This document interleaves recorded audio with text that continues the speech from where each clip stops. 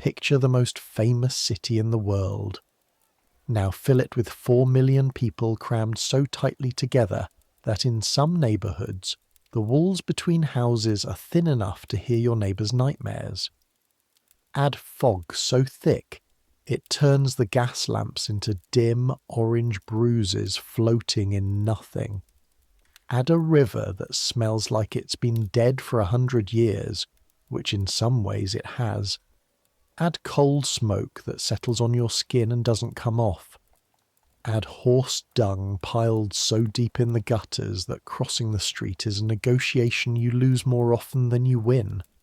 Add children sleeping under market stalls and men dying in workhouses and women, and this is the part I need you to sit with, women doing whatever it takes to afford the 4 pennies that buy them a bed for a single night.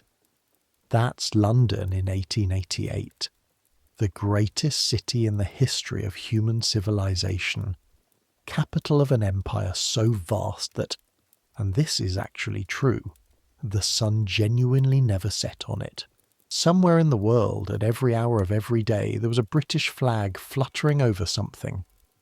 And 12 miles from the gilded corridors of Parliament, in the narrow lanes of Whitechapel, a woman you're about to meet is trying to figure out how to stay alive until morning. We're going back there tonight. Not as tourists peering at Victorian photographs or reading about Gaslight and Sherlock Holmes in comfortable armchairs. We're living it. One night, one woman, everything she would have seen and smelled and feared and endured. I make these history stories, and honestly, I don't know if anyone actually sleeps to them, or if you're all just people with a very specific taste in falling asleep, which happens to be Victorian poverty and social injustice narrated at low volume. Either way, get comfortable. Turn down the lights if you can. Here we go. The first thing you need to understand, really understand, not just intellectually accept, is that Ellen Marsh is not a fallen woman. That's what they call them, fallen women, as if they tripped. As if life in 1888 London for a 22-year-old who arrived from Wiltshire 3 years ago with nothing but a cousin's address that turned out to be wrong, as if life somehow left them a choice, and they simply chose the gutter. Ellen did not fall. Ellen was pushed, and the city barely noticed. The second thing you need to understand is the fog. Tonight, in November of 1888, it is extraordinary. The particular kind of London fog they call a pea-souper has been building since yesterday afternoon, and by now, past 9 in the evening, it has swallowed everything above head height. The gas lamps on Commercial Street burn in dim orange spheres completely disconnected from the world below them, floating like diseased moons in something that is not quite air, and not quite liquid, but somewhere horrible in between. You cannot see the rooftops, you cannot see across the road, you can barely see 3 feet in front of your own boots. The fog smells of coal and sulphur and wet wool, and the particular rotting sweetness of Whitechapel's tanneries, which process animal hides in great vats of chemicals that no one with any other option would choose to live beside. The tanneries on Brick Lane, the slaughterhouses on Aldgate, the glue factories on the Commercial Road, they all breathe out their particular contribution to the atmosphere, and the fog traps it all at street level like a lid on a pot, and you breathe it in because there is nowhere else to breathe. Your lungs have adapted. You barely notice the taste anymore. That's either a mercy or a warning. You're standing at the corner of Flower and Dean Street and Commercial Street, which puts you in the heart of Whitechapel, which puts you in what Charles Booth, who spent years walking these streets and mapping them, red for comfortable, black for the lowest of the low, called the abyss, the darkest part of his map, the place that shouldn't exist in the greatest city in the world, and yet has existed for centuries, and will continue to exist for a long time yet. Your feet are cold. This is the dominant physical fact of your evening, and has been since about 7 o'clock. The boots you're wearing, black leather, or they were once, with a small heel that's starting to separate from the sole on the left foot, are not adequate for November on wet cobblestones. You can feel the stone through the leather. You can feel the damp working up through the stitching. Your toes on the left foot are beyond cold now. They're in that numb, distant place that's almost peaceful, except that you know it's not peaceful at all. It's just your body giving up on them temporarily, and they'll make you pay for it with aching fire when you eventually get indoors. If you get indoors, that depends on tonight. Everything tonight depends on tonight. You need fourpence. That's the basic mathematics of your existence right now. Fourpence for a bed at Crossingham's lodging house on Dorset Street, which is not a good lodging house. It smells of men who haven't washed this week and women who've been crying, and the beds are wooden bunks with straw mattresses that have been slept in by God knows how many people before you, and the fire in the common room is barely worth the name. But it is a bed. It is a roof. It is 4 walls between you and the November fog, and you need fourpence to claim it. You have a penny.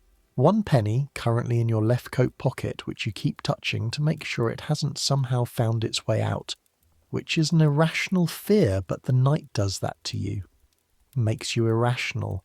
Makes you check the penny every 3 minutes like a person slightly unsane, which is what this kind of cold and this kind of desperation does to the edges of your mind. 3 more pennies. That's what tonight needs to produce. 3 pennies by the time the deputy at Crossingham's locks the door, which is around midnight if you're lucky, later if he's in a charitable mood, which tonight, in this fog, with the streets nearly empty, you're going to need him to be. You adjust the shawl around your shoulders. It's black wool once. Now it's a dark grey that might be dirt and might just be age, and it doesn't keep out the cold so much as it makes the cold marginally less personal. It belongs to you. You've had it since Wiltshire, since before everything, since your mother put it around your shoulders on the platform at Trowbridge Station and told you that London was full of opportunity for a girl who worked hard and kept her chin up. Your mother was not wrong exactly. London is full of opportunities. She just didn't specify what kind. You weren't a streetwalker in Wiltshire. You should know that. You were a dairymaid until the farm where you worked was mechanised, and then you were a domestic servant in Devizes until the mistress of the house decided you'd been too familiar with her son, which was her son's fault and not yours, and then you came to London with the cousin's address that turned out to be for a cousin who'd moved to Manchester 2 years prior, and then you were a factory hand in a match factory in Stratford for 11 months, which you left because the phosphorus was doing something to your jaw, a pain that came and went but frightened you badly enough. And then for a while you did piecework, sewing coat linings in a room above a pub in Bethnal Green, 12 hours a day for wages that didn't cover your rent. And then a woman named Peggy Noakes explained the alternative, very matter-of-factly. Over a cup of tea in a coffee stall on Aldgate High Street, on a January morning when you hadn't eaten in 2 days and your hands were shaking. Peggy didn't dress it up. She didn't pretend it was fine or good or something to be proud of. She just said, "This is what it is. This is how it works. These are the streets where it's safer, and these are the streets where it isn't. And if you're very careful and a bit lucky, you'll make enough to eat and sleep indoors, and that's more than you've got right now." You've thought about that conversation many times since. You've never decided how to feel about it. Peggy's somewhere on Commercial Street tonight. Or she was an hour ago. You passed each other near the 10 Bells pub on Fournier Street. You walking north, she walking south. And she gave you a look that communicated several things at once. The fog is bad for business. Watch yourself near Aldgate. and the police have been moving people on again around Whitechapel High Street. Peggy has been on these streets for 9 years. She's 37 and looks 50. Her teeth are going. The front ones are fine, but the back ones, the ones that matter for chewing, are in trouble. And she has a cough that she's been managing since winter of last year. She knows everything worth knowing about surviving the East End. She is, in the truest sense of the word, your education. The person who taught you the things no one else would tell you. She's also been robbed twice this year. Once by a man who seemed perfectly reasonable until he wasn't. Once by a boy who couldn't have been more than 15, who moved so fast she didn't understand what had happened until her purse was already gone and the boy was already nothing in the dark.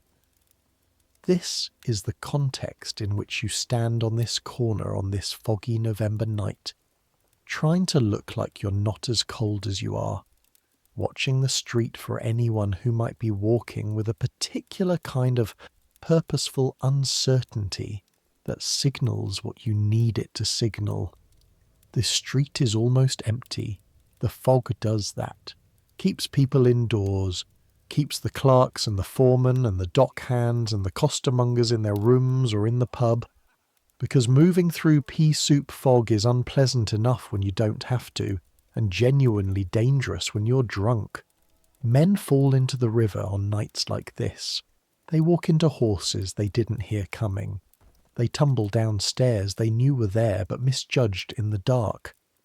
Business is slow on foggy nights. Business is slow on cold nights. November combines both, and then adds to that something else that's particular to this November in this year, which is the thing you try not to think about, but which sits at the back of your mind like a cold hand on the back of your neck and has since August. Jack. The papers are calling him Jack the Ripper, and the name has stuck in the way that terrible names stick, with a kind of horrible poetry that you almost resent. The murders started in August.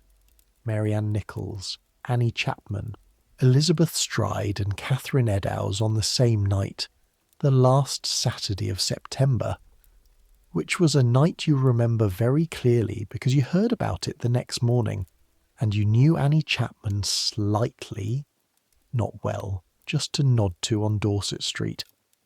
And you spent the rest of that Sunday with a shaking in your hands that didn't stop until well past dark.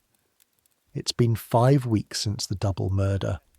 The police are everywhere, which helps, because police presence makes certain kinds of danger less likely, and doesn't help, because police presence also means being moved on, being asked your business, being threatened with the Vagrancy Act by constables who know perfectly well what you're doing and who use that knowledge as leverage in ways you don't want to think about too carefully. Mary Jane Kelly was found 11 days ago, in her room in Miller's Court, which is 3 streets from where you're standing right now. The worst of them, the papers said. And you believe the papers for once, because what leaked out of Miller's Court in whispers, the things the other women who lived there said with their faces white and their voices flat with shock, you believe it. You believe every word of it. Since Mary Jane Kelly, the streets at night have been different. You can't fully explain how. They feel watched. They feel held still. The fog that would normally just be fog now feels like it might contain something, and that something could come from any direction, and you wouldn't know until it was too late. Every woman working these streets right now is afraid. Nobody says it like that. You say, be careful. You say, stay where there's gas lamps. You say, don't go anywhere without knowing your way out. But what you mean is afraid. What you mean is 5 women in 3 months, all in this neighbourhood, all working these streets, and the police have no idea who, and you might be next, and you still need 4pence. You still need 4pence. That's the thing that makes it hard to explain to people who haven't been poor enough, haven't been desperate enough. The fear is real and constant and bone deep, and the need is also real and constant and bone deep, and they don't cancel each other out. They sit inside you together, pressing against each other, and you carry both of them, and you keep walking. So, here you are, Ellen Marsh, 22 years old, 5 feet 3 inches in your deteriorating boots, which puts you at the shorter end of things, which matters out here because it affects how men see you and how you're able to move through a crowd if a crowd suddenly becomes something you need to move through quickly. Brown hair, pinned up under a small hat that was once quite respectable and is now just a hat, a dark green dress under your coat, wool, reasonably warm, bought second-hand from a Petticoat Lane stall 4 months ago for 6pence, and the grey-black shawl over that, and gloves that have the fingers cut off, which is not a fashion choice but a practical one, because you need your fingers to work, but you also need something around your palms. You look respectable enough. That's important. You're not the gaudily dressed figure that Victorian morality preachers paint when they talk about fallen women. Most women working these streets look ordinary. They look like the women who make up most of the East End's female population. Working class, plainly dressed, a little tired. The difference is mostly invisible to anyone who isn't looking for it. You shift your weight from foot to foot. The movement pushes a little blood back into your toes. Not enough. A little. A man turns the corner from Thrall Street. He's walking at that particular pace, not the rushing pace of someone with somewhere to be, not the strolling pace of someone with nowhere to be. That particular uncertain middle pace that you've learned to read the way a sailor reads weather. He's wearing a decent coat, wool, dark, with a muffler around his neck. Clerk, probably. Or a foreman at one of the warehouses. Not wealthy. Wealthy men take cabs. Wealthy men don't come to Flower and Dean Street. But not destitute either. The kind of man who can afford not to be poor but chooses to spend parts of his evening in places where the poverty is someone else's. Your stomach tightens, not with fear exactly, with something more complicated, with the specific alertness that comes from being an animal who has learned to assess threat and opportunity at the same time, from the same body, with the same set of eyes. You catch his eye. He slows.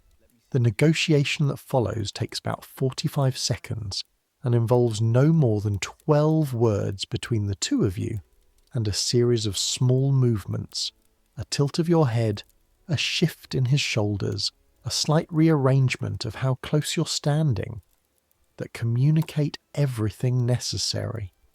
He knows what he's looking for. You know what you're offering. The transaction is in the air between you before either of you opens your mouth properly. 6pence.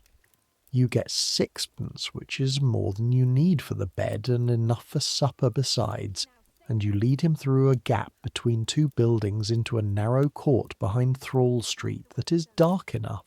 And the thing that needs to happen, happens. It's cold. The bricks against your back are wet and cold.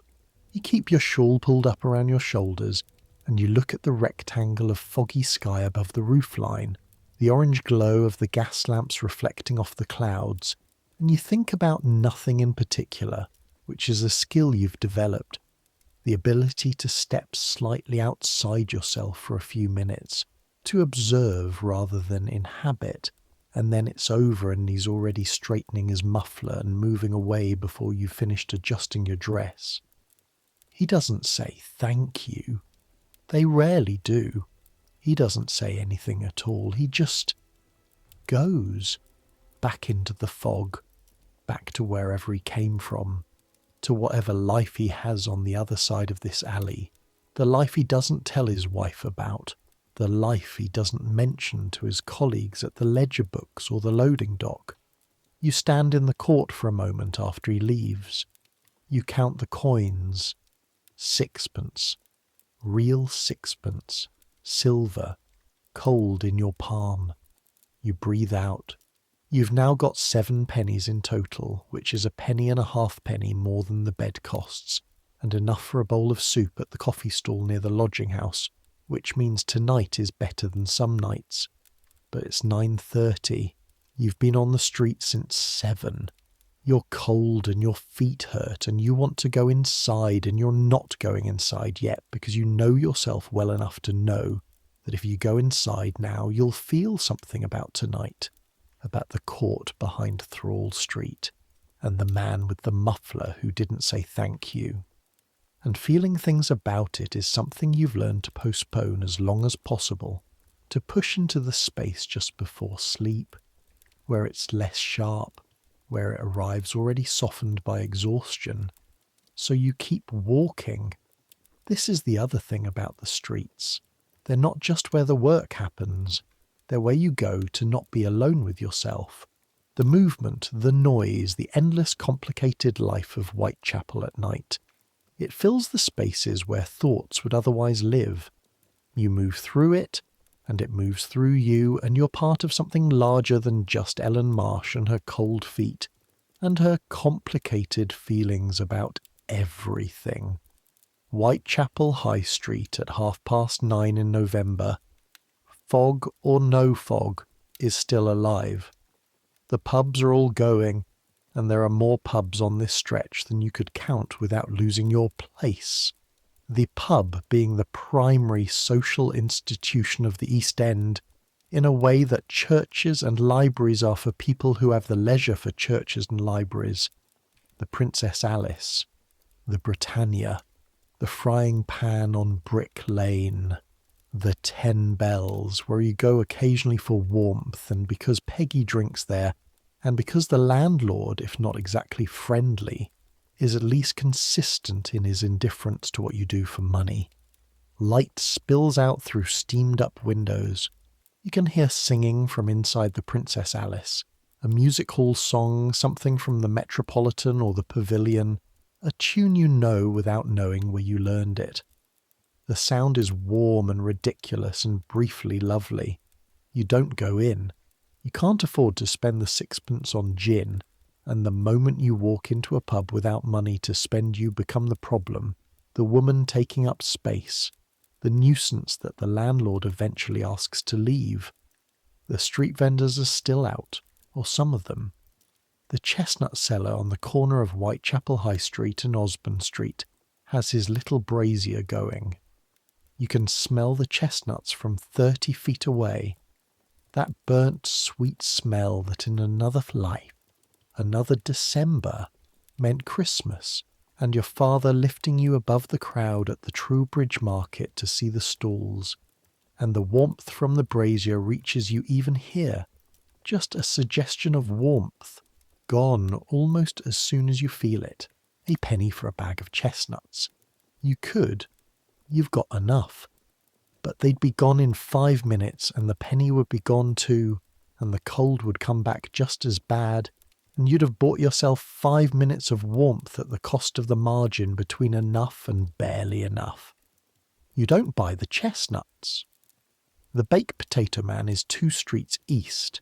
His cart is a converted barrel on wheels, the inside of the barrel fitted with a small stove that heats the potatoes, and also heats the space immediately around the cart in a radius of about 4 feet, which might as well be a different continent on a night like this. He's a thin man, 60s probably, with a thick grey moustache and the patient look of someone who's been standing in the cold for 20 years and has made his peace with it. He knows you by sight. Most of the regular street vendors know you by sight. Not warmly, exactly, but in the way that people who share a pavement know each other. A nod, a slight acknowledgement of mutual presence, a shared citizenship of the cold. Quiet night, he says, which isn't a question. Fog, you say, which explains everything. He nods. He turns a potato with his long-handled fork without looking at it, the gesture automatic, practiced. You stand near his cart for a moment, just for the warmth. He doesn't object. This is an understood transaction. Your presence near his cart makes it look less solitary, and in return you get to use his fire's warmth. Nobody said this aloud. It just is. Been trouble up on Aldgate, he says, still not looking at you. You already knew this from Peggy's look, but you ask anyway. What kind? Police moving people along. A pause. And a man. Going around asking. He stops, chooses his words. Asking questions women shouldn't answer. You look at him. What kind of man? Don't know, youngish, dark coat. Asked about... Another pause. About rooms. Which women had rooms, which ones slept in lodging houses. Your skin does something under your clothes that isn't quite a shudder but is close to it. This is 1888. This is Whitechapel. This is November. These are the three most significant facts about a man asking which women have rooms.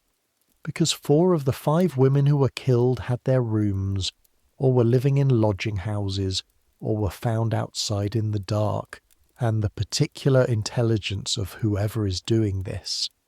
And you've thought about this. All the women have thought about this.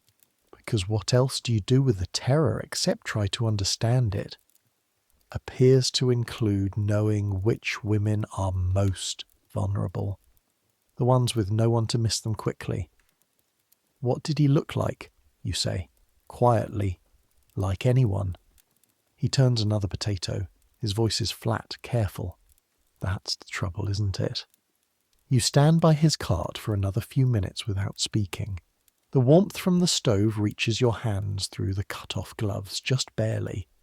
Somewhere in the fog, a horse-drawn omnibus rumbles past on the high street. Its lamps 2 dim yellow blurs, the sound of the horse's hooves muffled by the fog until they're almost gone before you heard them start. You think about going back to Crossingham's now. You've got enough for the bed, enough for soup. You've been out for 2.5 hours and it's cold, and there's a man on Aldgate asking questions and your feet genuinely hurt. The left one in particular, the sole separating a little more with every step. But there's a thing that happens, a specific thought pattern, that you've noticed in yourself and in Peggy and in other women you know, which is this. The minute you have enough, you immediately think of what more would mean. 4p means a bed. 6p means a bed and supper. A shilling means a bed and supper and a full breakfast in the morning, and the particular luxury of starting tomorrow's day not in deficit, not starting from 0, not already fighting the mathematics of survival before you've even got your boots on. You have 7 pennies. You don't have a shilling. A shilling would mean you could sleep until 8 tomorrow morning instead of being woken at 6 when Crossingham's kicks everyone out. Because the difference between a 4-penny bed and an 8-penny bed is the extra 4 hours. You couldn't afford the 8-penny bed even with a shilling, but with a shilling you could eat breakfast and maybe, get to the Labour Exchange on Whitechapel Road before the line for daily cleaning work got too long, and cleaning work means daytime, means not standing on wet cobblestones in the fog, means something that doesn't require you to look at a rectangle of sky above a roof while a stranger's breath condenses against your neck. So you keep walking. This is why you keep walking. Not stupidity, not recklessness, not indifference to the danger, just the cold arithmetic of survival that says enough is never quite enough, and more is always one more night of safety. You thank the potato man and head east. The streets you know. This is something you're proud of. Quietly. In the way you can be quietly proud of things that you'd never say aloud, because pride about knowing the back alleys of Whitechapel is not the kind of pride that translates well into conversation. But you know them.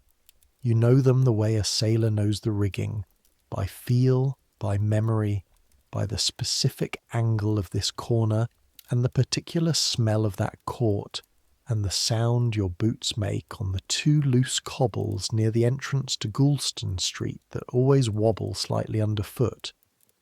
You know that Goulston Street is where a piece of Catherine Edou's apron was found, the morning after the double murder. A police constable found it at 2 a.m, lying on the ground, and above it on the wall, and this is the part that makes the hair rise on your arms even now.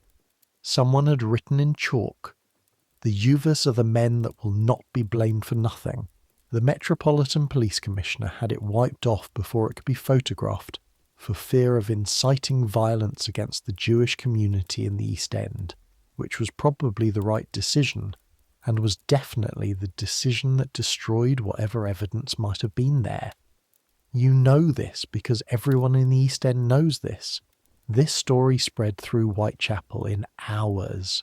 Every detail of every murder has spread through these streets in hours, because this is a neighbourhood where everyone lives in each other's pockets, where the walls are thin and the streets are narrow, and information moves like water through the gaps. And because this particular information concerns everyone's survival, there is an urgency to its spread that you've never seen with anything else. The chalk message was on the wall of a block of artisan dwellings on Goulston Street. You walk past that spot now, and it's just a wall in the fog, just dirty brick, no message visible. But you feel it anyway.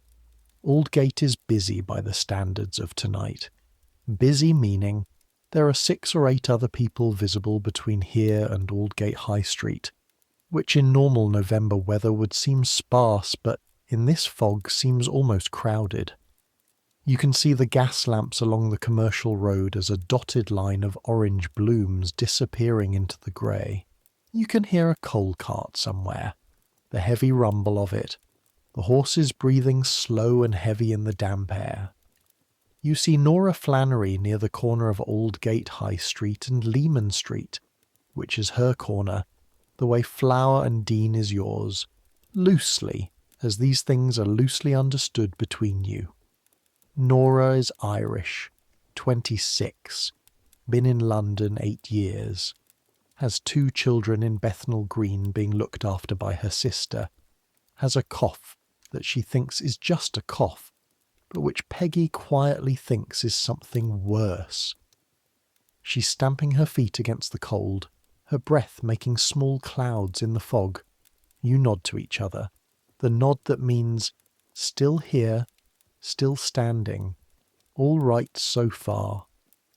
Nora has a newspaper tucked under her arm. The Evening Standard or the Star, probably.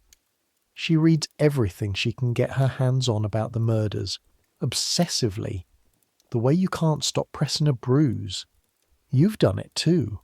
You understand it. It's the need to know, the need to understand the shape of the thing that's hunting you, because that's how it feels, like something hunting. Police moved me on twice already, she says. Her accent is soft. County Cork filtered through 8 years of London. Up by Whitechapel Station. Constable Thompson. He's out in force tonight. I think they've been told to clear the streets. Protecting us, you say, with a flatness that isn't quite bitterness, but sits close to it. Nora makes a sound that isn't quite a laugh. Protecting the neighbourhood's reputation, more like. This is the specific cruelty of the official response to the murders. The thing that sits in your chest like a stone when you think about it. The Metropolitan Police are very visibly, very loudly doing something about the murders. They've flooded the East End with officers. They've interviewed hundreds of people. Commissioner Warren has deployed dogs, actual bloodhounds, to track the killer, which didn't work because the dogs tracked each other and then got lost. They've printed thousands of handbills asking for information. They've set up a cordon and a surveillance operation on a scale Whitechapel has never seen. And yet, Not once in any official statement has anyone said, the women who are being killed deserve protection. Not once has anyone described the women as anything other than what the papers call them: unfortunates, fallen women, women of a certain class. A classification that seems to imply, without quite saying it, that their deaths are somehow part of the natural order of things. Terrible, yes. Deplorable. But the kind of terrible and deplorable that happens to women like this, as if womenness like this is a category that carries its own risks built in, the way working at height carries the risk of falling. What the police are doing, you've come to understand, is not protecting you. It's protecting the property values and the commercial reputation of the East End's more respectable businesses. It's preventing the narrative that London's greatest slum has become ungovernable. It's political as much as anything else. You know this because Peggy told you, and Peggy told you because someone told her, and that someone was a journalist from the Pall Mall Gazette who bought her a cup of tea in exchange for an interview about working conditions on the East End streets, and the journalist said the words that Peggy repeated to you 3 weeks ago. They're not trying to protect you. They're trying to contain the story. You stand with Nora for a few minutes. You share the warmth of standing close together, which isn't much warmth, but is something. She offers you a bit of bread from her coat pocket, a heel of a loaf, slightly stale, and you take it because you're hungry, and because refusing would be an insult to both of you. And you eat it standing on Aldgate High Street while the fog moves around you and the distant sounds of the city murmur and groan in the dark. The bread is dense and slightly sour. Halfpenny loaf, probably, or the end of a penny loaf bought this afternoon. It tastes of nothing in particular except bread, which is one of the most purely comforting flavours there is when you're cold, and it's late, and you haven't eaten since a cup of tea at 6. The man the potato seller mentioned, you say, on Aldgate. Nora looks at you sharply. You heard about him. Just now, dark coat, asking about rooms. She's quiet for a moment. In the fog, her face is half erased, just the shape of it, the sharpness of her cheekbones. I saw him, she says, maybe an hour ago. Over on Lehman Street. The cold in your feet moves up. What did he look like? Like I said last time, like anyone. She shakes her head, and the movement is frustrated and frightened and exhausted all at once. He looks like any man. That's the point, isn't it? That's always been the point. He looks like every man who's ever walked past you and you don't know. She's right. This is the specific horror of it, the way it's changed how you look at every man, the way it's put a question mark behind every face, the way it's made the streets, which have always been dangerous in ordinary ways, dangerous in a new way, an intimate way, an invisible way. Before, danger had a recognizable shape, drunk man, threatening manner, visible aggression. This danger is a man who looks like any man, who behaves normally until he doesn't, who could be anyone and therefore is everyone, and you'll never know. You'll never know until you know, and then it's too late to know anything. I'm going in soon, Nora says. Another 20 minutes, I've got enough. You nod. 20 minutes is a number, a target, a way of making the remaining time finite and therefore endurable. This is something you've learned too, giving yourself targets, making the night into segments that can be survived in pieces. Another hour, another 30 minutes, one more circuit of the block. Be careful going back, you tell her. She looks at you. You look at her.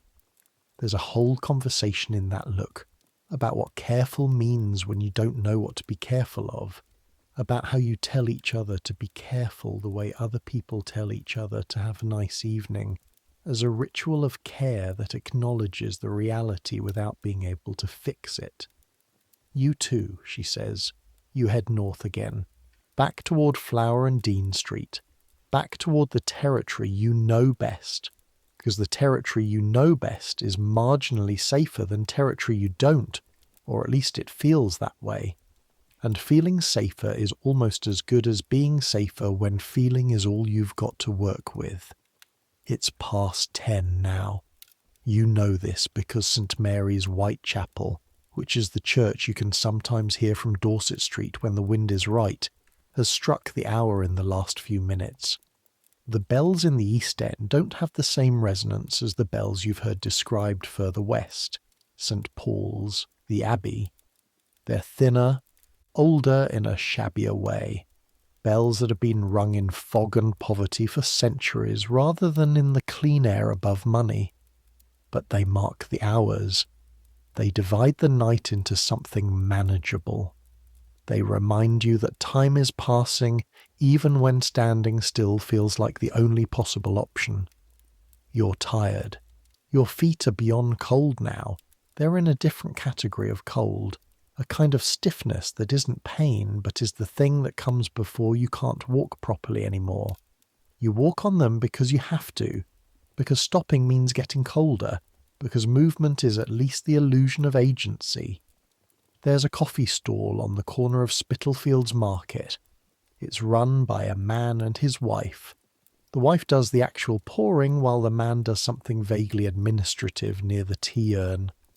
And it operates from dusk until around midnight, serving the night workers and the homeless and the people who have nowhere better to be at 11 in the evening on a Tuesday. A halfpenny buys you a cup of tea, dark and sweet and hot, served in a chipped white cup that you wrap both hands around and stand holding for a moment before you drink it.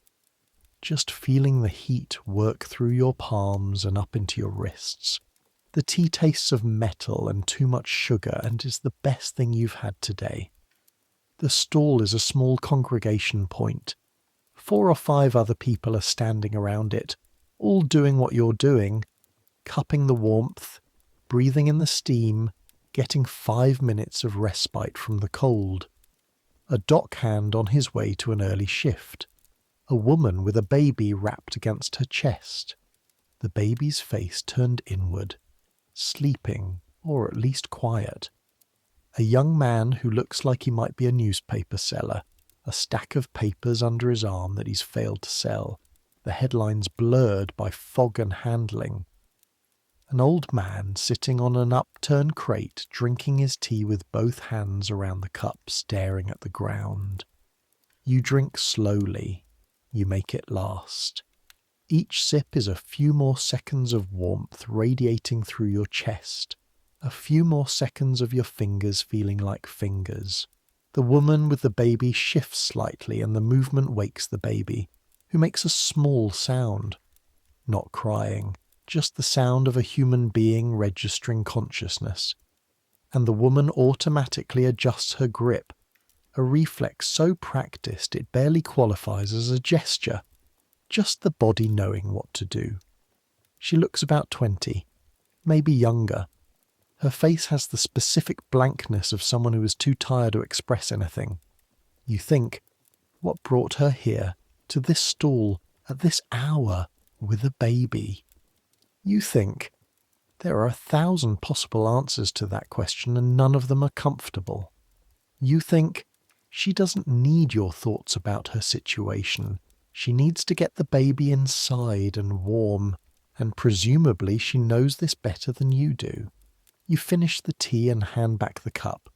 The stall-keeper's wife takes it without looking up, already rinsing it in a bucket of water that started the evening warm and is now just another variety of cold. And you head back into the street. This is, roughly, the shape of your nights.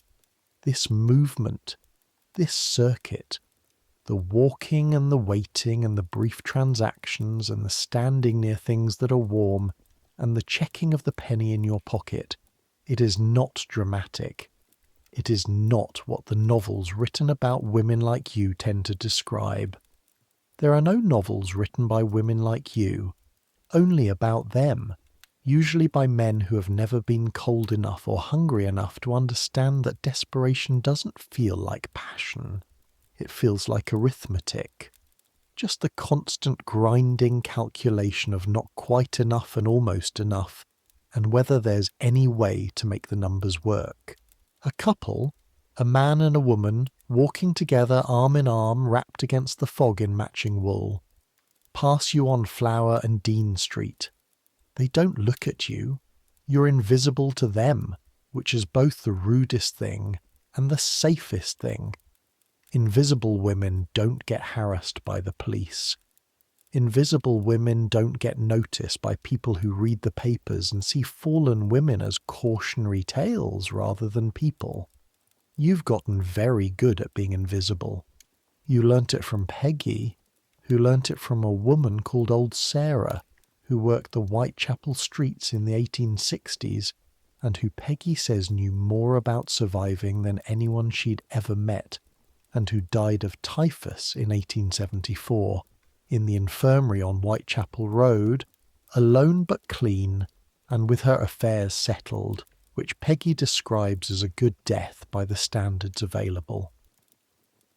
There's a particular way you hold your body to be invisible. Shoulders slightly inward, not hunched, but not claiming space either.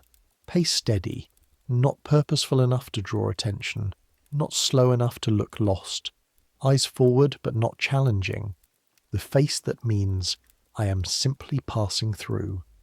I am the background of this scene, not the subject of it. I am not interesting. It works, mostly. Tonight it works until it doesn't. On the corner of Thrall Street and Brick Lane, you encounter Constable Alderton, who is 23 years old and has been on the Whitechapel beat for 8 months, and who has, in that time, developed a specific and not particularly complicated approach to women working the streets, which is to make their lives inconvenient enough that they move elsewhere, thereby being someone else's statistical problem. He knows you. You know him. This is the particular intimacy of shared territory. You see each other regularly enough to have a relationship that isn't quite hostile and isn't quite civil, but exists in the specific British category of grudging tolerance. Move along, he says. Move. Not unkindly. Not kindly either. Just flatly.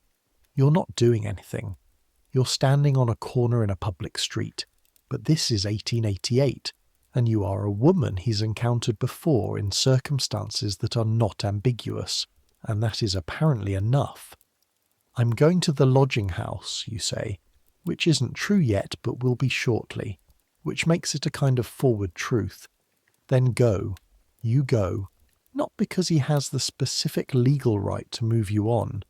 The Contagious Diseases Act, which would have given police explicit power over women like you, had its most aggressive provisions repealed 3 years ago, largely due to the campaigning of Josephine Butler, who is a woman whose name you know because Peggy knows it and said, "Remember this woman, she fought for you." But because the alternative to going is being arrested under the Vagrancy Act, which gives the police a remarkably flexible tool for managing people they find inconvenient. And being arrested means losing the night's earnings to the court fine, and possibly the whole next day if they hold you overnight, which destroys the entire fragile architecture of your survival. So you go. The calculus of cooperation with authority when you have no power, not submission exactly, just the constant grinding recognition that the right to stand on a public corner and exist in public space is not, in fact, equally distributed. You're on Dorset Street now, which is, and this is something that every published survey of London's slums agrees on, the worst street in London. Not the most criminal, not the most violent on average, but the densest accumulation of human misery per square yard of any address in the city. The lodging houses here can cram 30, 40, 50 people into spaces built for far fewer. The courts and alleys behind the main street, Miller's Court, Paternoster Row, are barely navigable in daylight and genuinely threatening at night. Miller's Court is on your left. You don't look at it. You've walked past it twice since Mary Jane Kelly, and both times you've looked at it, and both times you've regretted looking at it, and so you've decided don't look. Look at the ground or the sky or the building opposite. Don't look at the archway that leads into the court. Don't think about the room at the end of it. Don't think about what was found there 11 days ago. Don't look. You don't look. Crossingham's lodging house is further along toward Commercial Street. You've been a regular here for 7 months since the lodging house on Thrall Street where you used to stay was raided, and the deputy arrested for reasons that didn't involve any of the regular lodgers but made the place unusable for a month while it was sorted out. Crossingham's is not a good lodging house. You've said this, but it's known to you, and knowledge is a form of safety when other forms are expensive. The deputy at Crossingham's tonight is a man called Hennessy, who is 40, stocky, with a neck that looks like it was put on his body incorrectly, and who has a policy of allowing regular lodgers to pay in the morning instead of the night if there's a reason, which means you've slept here 3 times this month when you were short and paid the next morning from the next night's work. This policy is not generous. It's business.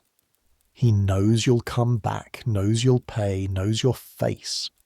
But it feels like generosity sometimes, at 1 in the morning in November, and you've learned not to interrogate the feelings that help you sleep.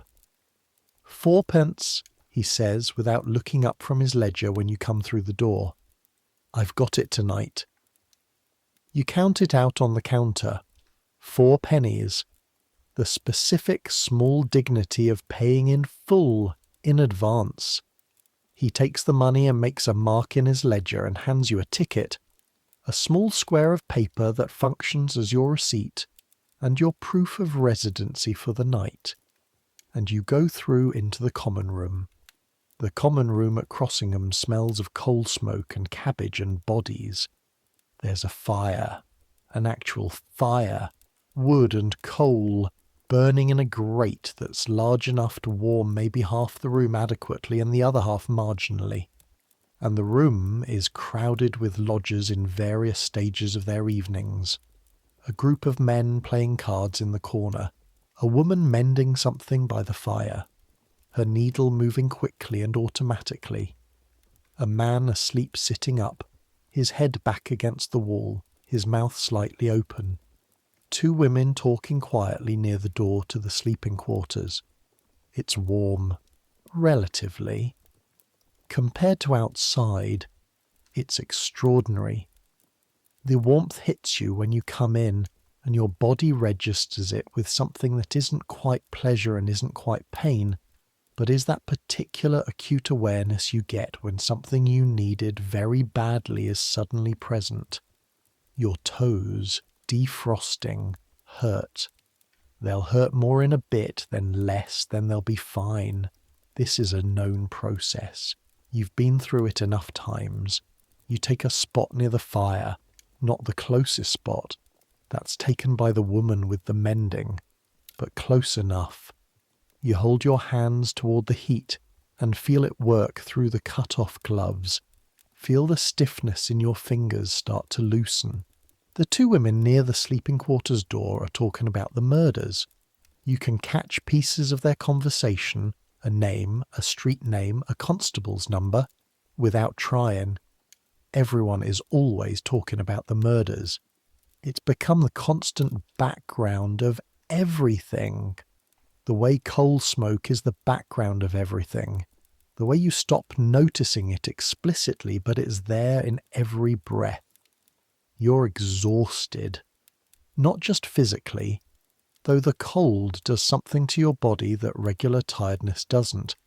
It's a deeper kind of worn through, a bone-level fatigue that comes from spending hours fighting weather rather than just walking. But also in the other ways, the ways that don't have simple names. You think about supper. You've got the 3 pennies that are left after the bed. and the coffee stall near the market does a bowl of pea-soup for a halfpenny at this hour. Thin soup, mostly water and split peas and whatever fat was available, but hot. Or you could spend a penny on the baked potato man if he's still out, though he might have gone in by now given the fog and the lateness. Pea soup, and then bed, and then sleep, and then tomorrow. Tomorrow you'll wake at 6 when Hennessy starts making the sounds that mean get out, get your things, the night is over. The beds need to be emptied and counted and prepared for the next night's intake. You'll wash your face in cold water from the basin in the washing room. You'll pin your hair back up. You'll go to the coffee stall if it's open and get tea if you can afford it. And then you'll start again. The same calculation, the same arithmetic, the same cold streets and the same orange gas lamps and the same question that answers itself every night through sheer necessity. What choice do you have? But that's tomorrow. Right now there's the fire and your hands are warming and the room smells badly and is crowded with people who also have nowhere better to be tonight. And there's something, and this is true, you've learned this. It's one of the small true things you carry. There's something about being in a warm room with other people who are also surviving, who are also in the specific difficult business of being alive on the wrong side of history's ledger. That is not comfortable exactly, but is not quite the opposite of comfort either. You're not alone. In the corner, the card players erupt in a brief argument, someone accusing someone of cheating, which produces 5 seconds of elevated voices and then subsides as quickly as it started. The woman with the mending doesn't look up. The sleeping man doesn't wake. The fire crackles and settles and sends up a spark that dies before it reaches the ceiling. You think about Wiltshire. You do this less than you used to. The dairy farm, the fields, your mother's hands making bread on the kitchen table. The smell of a Wiltshire autumn morning, which is nothing like a London autumn morning. It's damp and cold there too, but it's a green dampness, a living dampness. Not this grey particulate kind that London makes out of coal and bodies.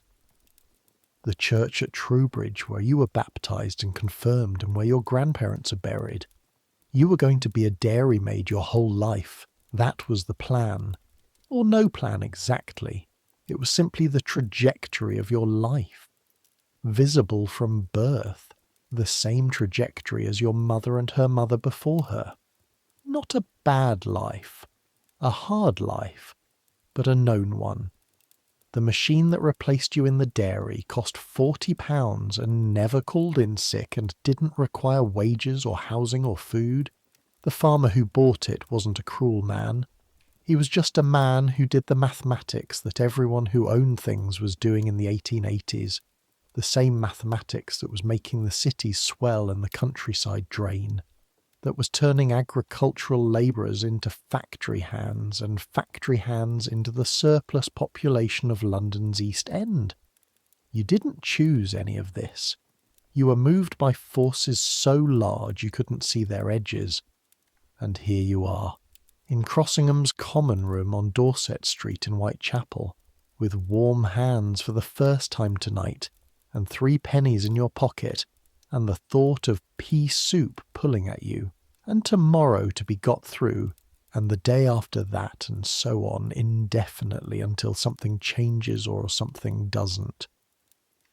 You get up and go out for the soup. The fog has thickened, if that's possible. The coffee stall is still there, still open, the tea urn still breathing steam into the night. The woman behind it, she's 60, maybe, with large capable hands and an expression of permanent mild resignation, ladles soup into a tin bowl from a pot that's been on the heat all evening, and hands it to you for a halfpenny. You stand at the stall and drink the soup in the way you've learned, with the bowl close to your face, the steam warming your cheeks, the liquid going down and warming you from inside. The soup tastes of little, except heat and salt and the ghost of something vegetal that was once split peas. But heat is exactly what you need, and it has it in abundance. You finish it in 3 or 4 minutes, hand back the bowl, head back to Crossingham's. The sleeping quarters at Crossingham's are divided. Women on one side, men on the other, a division that is both more and less rigidly enforced than it sounds. Your bunk is on the 2nd level, against the left wall. Below you is a woman named Dora who works in a hat factory in Bethnal Green, and who snores, but quietly, a sound more like purring than snoring, which you've grown so used to it has become a kind of company.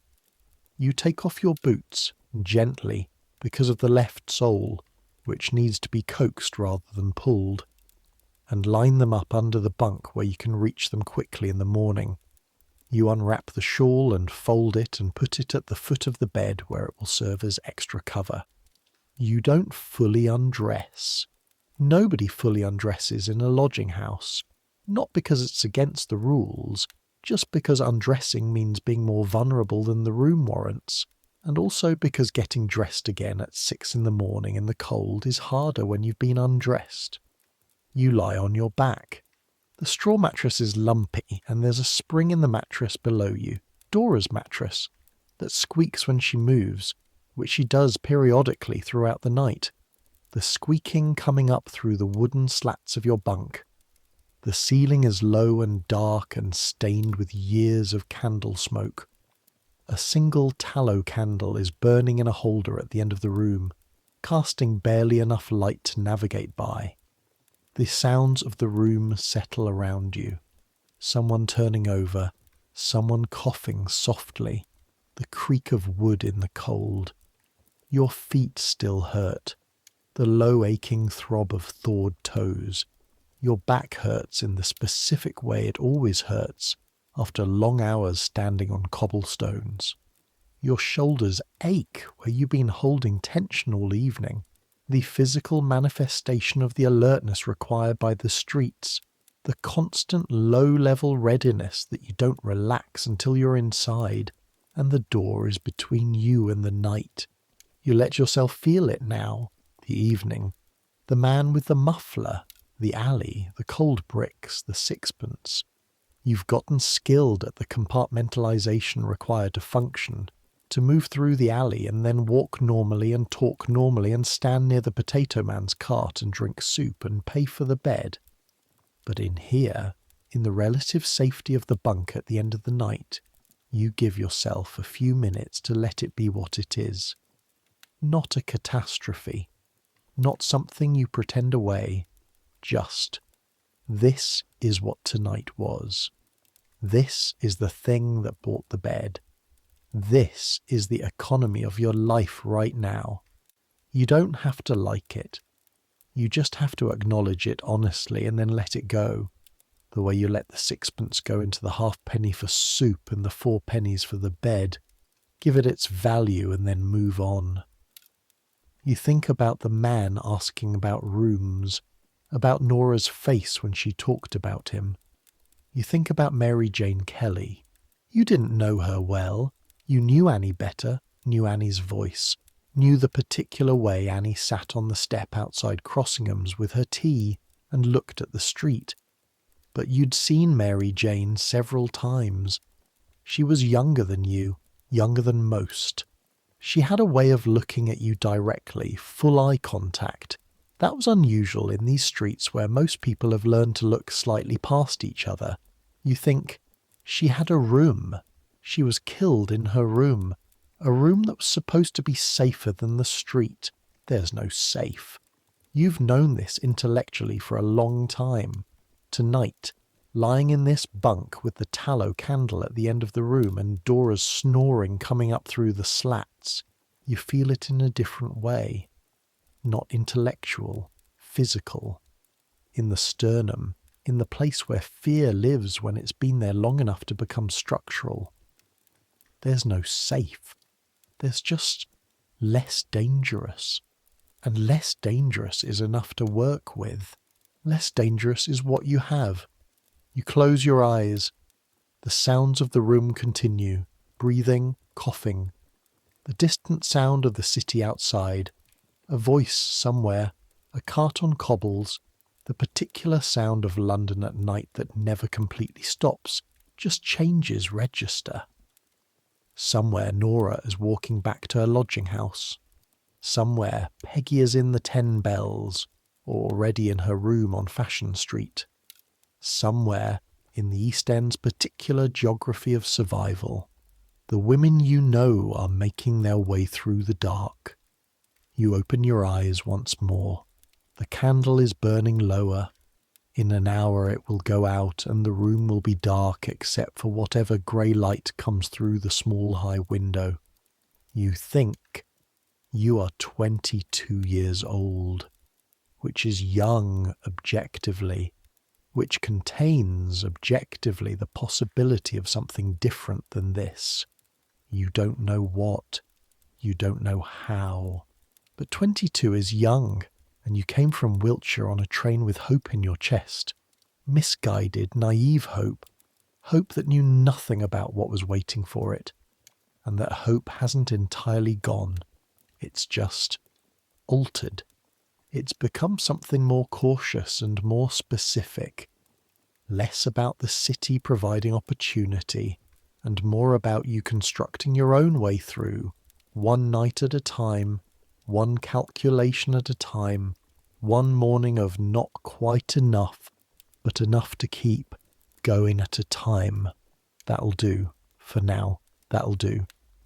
You let your eyes close again. Really close this time, the deliberate dropping of the last alert. You feel the mattress under you, the weight of the shawl across your legs, the warmth of the room, which is less warm than it was an hour ago, but is still warm enough. Tomorrow there will be the 6 o'clock wake, the cold water, the question of what the morning will offer. Tomorrow Peggy might have work to talk about. She mentioned last week something about a woman who ran a cleaning service, respectable work, decent pay, that she was going to ask about on behalf of both of them. Tomorrow there might be nothing, just the next day's version of this day, which is fine too. You've done it before, you'll do it again. But that's tomorrow. That's not yet. Right now there's just the slow release of the day from your body, the shoulders dropping, the jaw unclenching. You hadn't known it was clenched until it isn't. The feet aching less now, settling into the mattress with the particular gratitude of feet that have been asked too much and are finally off duty. The sounds of the city come through the walls of Crossingham's, muffled but present. The fog has swallowed most of it. What reaches you is indistinct. Not specific sounds, but the sense of a city continuing to be a city, enormous and indifferent and relentlessly alive. 3 or 4 million people all trying to make it through to morning in whatever way they've worked out how to do that. You sleep. Not immediately. You never sleep immediately. Sleep in a place like Crossingham's requires a specific kind of negotiation, with the sounds of the room, with the spring in the mattress below, with the part of your brain that doesn't fully switch off even when the rest of you has given up for the night, the part that stays at the door listening. But eventually, 10 minutes, maybe 20, the sounds of the room stop being threats and become the background of unconsciousness, and you go under. You dream about nothing you'll remember in the morning. You rarely do. Your dreams have become practical things, operational, short on narrative. Sleep in the East End is a resource to be efficiently extracted, not a landscape to wander in. What wakes you isn't Hennessy. It's Dora, getting up in the dark to use the privy, her movement sending a squeak through the bunk frame that reaches your spine directly, bypassing your ears entirely. It's 4 in the morning or somewhere near it. Still dark, still cold. The fire in the common room has been down to embers for hours by now. and the sleeping quarters share the cold with the outdoors in a way that the thin walls only marginally mediate. You're aware of your feet. That's the first thing. They've warmed through the night, and now they exist again as feet, which means they're reporting on themselves. The left one still tender along the ball where the boot presses, the right one just cold. You flex your toes under the shawl and feel the joints creak slightly, the way everything creaks in November when you've been on your feet for 5 hours on wet cobblestones. You lie there, listening to the room. Dora returns from the privy, her footsteps soft and practised, the creak of her bunk below. Somewhere on the men's side, a deep repetitive snore that's been going all night like a terrible metronome. The tallow candle has burned out. The room is absolutely dark except for the faintest grey suggestion of pre-dawn through the window, which tells you it's later than 4, earlier than 6. You could try to sleep again. You don't. Once the brain wakes properly, it tends to stay up, reviewing the inventory. What you have, what you need, what last night produced, what today requires. 7 pennies, minus the 4 for the bed, minus the halfpenny for the soup, leaves you with 2.5 pence. Enough for tea in the morning, not enough for breakfast, enough to start tonight if you can build from it. You'll need to think about that today. About whether today offers anything besides the night. Whether the labour exchange has anything, whether Peggy's mention of the cleaning woman produced anything. You've spent months trying to thread together enough piecework, enough day cleaning, enough laundry, to make the nights unnecessary. It doesn't add up. It never adds up. Day work for women in the East End pays what the women who do it are worth to the men who set the wages, which is as little as possible and still have someone show up. And what they've calculated as little as possible turns out to be not quite enough to live on. Not on its own.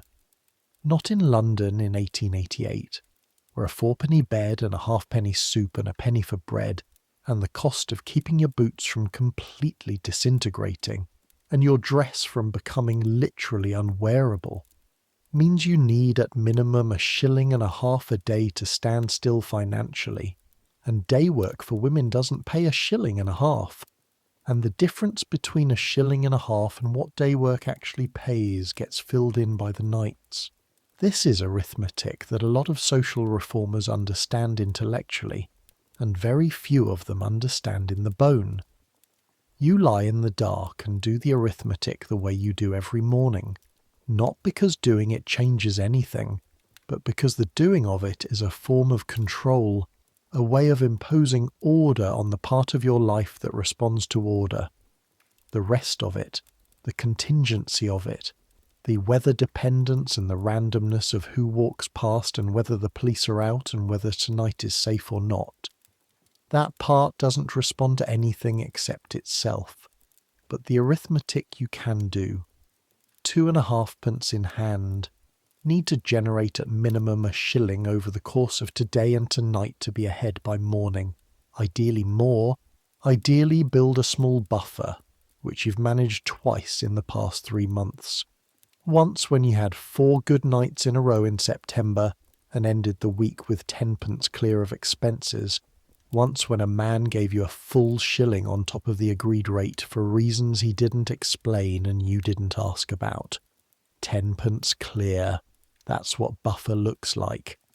10 pence in a handkerchief tucked into your right boot. 'Cause that's where thieves don't think to look, usually. It's gone now.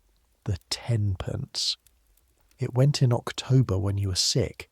3 days in bed in Crossingham's with something that started as a cough and became a fever that the deputy let you sleep through because you'd been a regular long enough. And he wasn't entirely without feeling, and the bed fees and the cost of medicine such as it was. A bottle of something from the chemist on Commercial Street that might have been anything but tasted powerfully of alcohol. ate through it in 4 days. You'll build it back. You're building it. This is what you tell yourself. Hennessy starts making noise at 6, as he always does. Not a dramatic announcement. Just the sounds of a large man in a small office doing things with his chair and his ledger that somehow communicate. Time. It filters through the walls. People around you stir. The woman at the far end of the room coughs. Dora turns over in her bunk. You get up. The floor is cold. You knew it would be. You put your feet on it and stand up and feel the cold climb through your soles, and you do the thing you've been doing every morning for 3 years. You don't think about the cold. You just stand in it. Cold is a problem that resolves itself with movement, so you move. Boots on. The left one requires the usual negotiation with the separating sole, which you manage by pressing it firmly against the floor while you lace the upper part, which holds it together adequately for the day. Dress straightened. Haired, and you unpinned it to sleep, and it's loose and slightly tangled now. Pinned back up, which takes 3 minutes in the dark by feel. The hairpins coming from the small pocket in your coat lining where you keep the 6 of them. Using them by rote. Hat. Shawl. Coat. You're ready. The washing room has a basin and a jug of cold water that's been sitting out since yesterday, which means it's approximately the temperature of the room, which is approximately the temperature of a November morning in Whitechapel. You pour some into your palms and press it to your face. The shock of it is almost useful. Your face wakes up the way the rest of you didn't quite manage to yet. You look in the mirror, a small square of polished tin bolted to the wall above the basin, which shows you something that might be your face if you squint and the light were better, and check the relevant things. Hair adequately pinned, face not obviously showing last night, eyes functional. The mirror at Crossingham's is not made for vanity. It's made for the minimum necessary self-assessment before you go back out into the world. You look all right. A bit grey under the eyes, but all right. The common room at 6 has the particular quality of a place that's been used hard all night and is being evacuated of its users the way a pub feels in the hour after closing. Chairs slightly wrong, fire down to ash. The air still holding the residue of bodies and smoke, but the bodies themselves mostly gone or going. A few people are eating at the long table, bread mostly, that they brought themselves or bought from the bread stall that opens at 5 on Commercial Street. The smell of it reaches you and your stomach comments.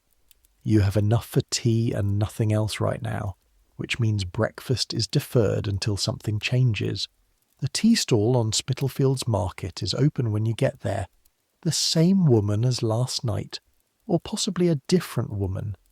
They run shifts at the better stalls, the overnight person and the morning person, pouring from an urn that's been going since before dawn. You pay a halfpenny and get the same chipped white cup and the same dark sweet tea, and you stand with it in the early morning grey of the market and watch Spitalfields start its day. Spitalfields Market is a fruit and vegetable market officially, though on any given morning it contains more categories of thing than that official description implies. The stalls are going up around you as you drink your tea, wooden crates being unstacked, produce being arranged, the particular shouted vocabulary of the market beginning to surface through the morning quiet. Cabbages and turnips and potatoes, muddy from the fields, apples from Kent, some of them past their best, still sold, still bought. A woman arranging bunches of chrysanthemums in tin cans of water, her breath making clouds in the cold. The market porters moving through with their barrows, the wheels on the cobblestones making that low rattling sound that becomes the percussion of the whole morning. The fog has thinned since last night. Not gone. There's still a grey diffusion to the air, a softening of distances, but thin enough to see across the market, thin enough to see the spire of Christ Church, Hawksmoor's great white stone spike rising above the market on the north side. You can see it clearly this morning, which means the fog is down from last night's total obliteration to merely the ordinary particulate murk that passes for London air. Christchurch, Spitalfields, completed in 1729, which means it's been standing over this market for 160 years, watching the Huguenot silk weavers and the Irish labourers and the Jewish immigrants and the English poor all cycle through the streets below it with their particular needs and their particular desperation. The building is huge in a way that seems disproportionate to the neighbourhood around it. Massive stone columns, a massive stone tower, everything larger and grander than the cramped streets and the low lodging houses that surround it can quite absorb. It's as if God or Nicholas Hawksmoor or whoever commissioned it wanted to make a point. This much stone and this much height in this place, specifically. The contrast is architectural, but it's also moral, which might have been the intention. The church is locked until morning service. You know this. You've sat in it occasionally in winter, when the cold outside was genuinely threatening and the church was open for some reason. A service, a charitable event, and the stone was cold but still warmer than the street. You finish your tea and hand back the cup and think about the day. Peggy mentioned the cleaning woman last week. Her name is Mrs. Hartley, or something like that. Peggy said it once, and you didn't write it down because you don't have paper. And she runs a cleaning service, which means she sends women out to clean large houses in Kensington and Mayfair, which is respectable work, which pays around 8 or 9 shillings a week, which is almost enough. Not quite enough. Not for the bed and the food and the incidentals, but closer than anything else you've found. Peggy said she'd ask. Peggy said she thought Mrs. Hartley might have a vacancy. You should find Peggy. Peggy lives in a room, not a lodging house bunk, a proper room with a door that locks from the inside, which is the thing you're working toward, the thing that shapes the arithmetic, the destination of the buffer money, on Fashion Street, which is 5 minutes from Crossingham's. She pays 3 shillings a week for it, which is possible because the room is small and the building is old, and the landlord is not particular about who occupies it as long as they pay on time. 3 shillings a week. That's the number you've been building toward. That's the door that locks.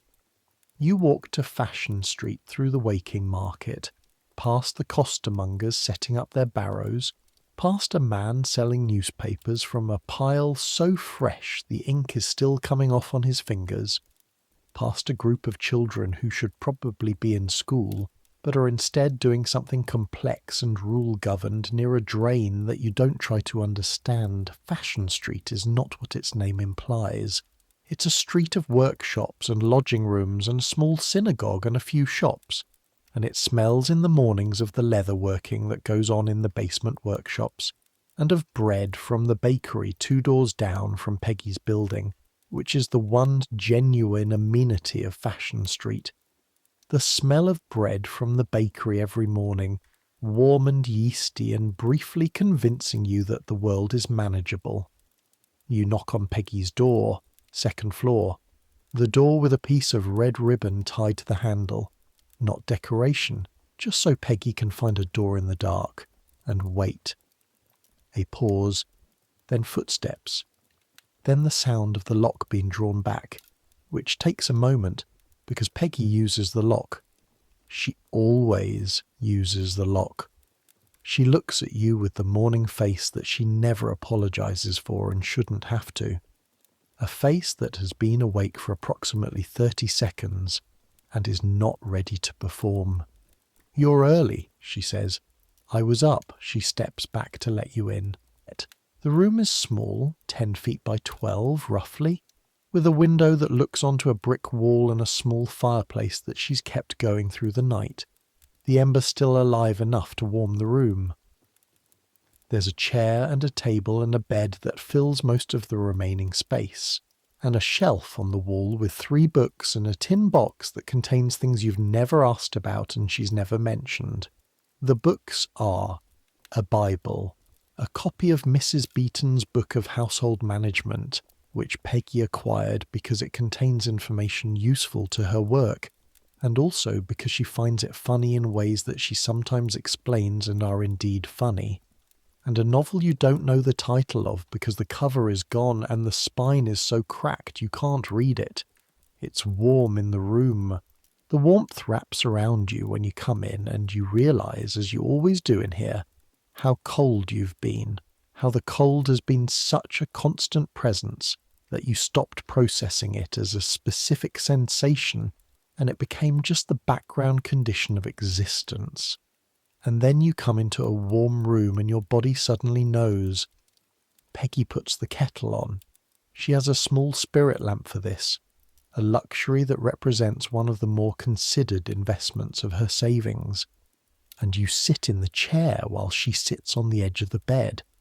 And for a few minutes you don't talk about anything. You just exist in the warmth, which is its own kind of conversation. The cleaning work, you say, eventually. She looks at you over the rim of her cup. She hasn't made tea yet.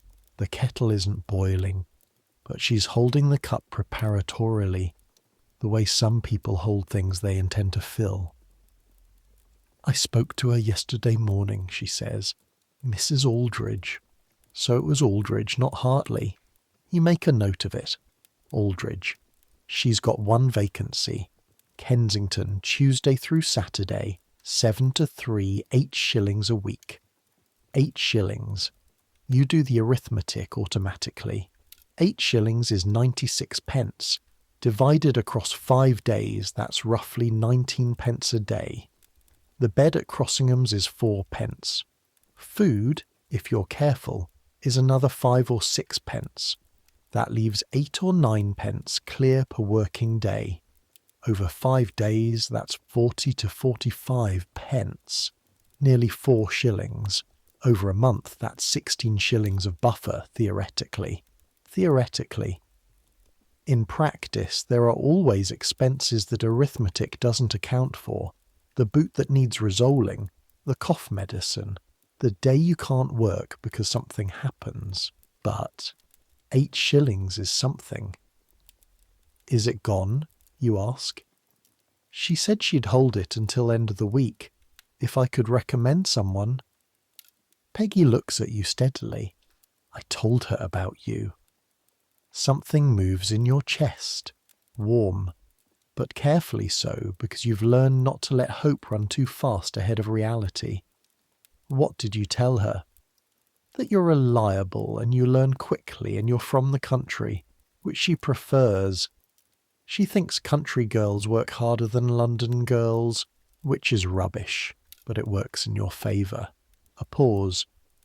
And that you've had some domestic service experience, which you have. 1 year in devises. 1 year is more than nothing. Peggy sets down her cup. The kettle is starting to whistle. She wants to meet you. This morning, if you can. You look at her. This morning. Her address is in Kensington. You can get an omnibus from Aldgate. She stands to deal with the kettle. Her back is to you, and she speaks to the wall while she pours. It's a long way. It's a penny each way on the bus. 2 pennies you'll be spending before you've earned anything. 2 pennies. That's most of what you have. That would leave you with a halfpenny.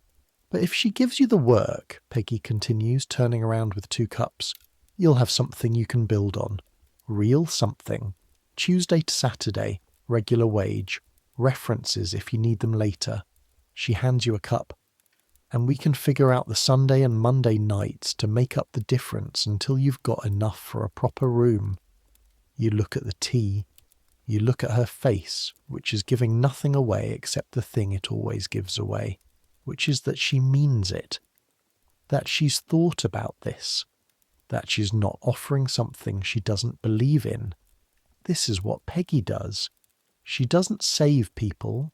Nobody saves anyone in the East End. The arithmetic doesn't allow for it.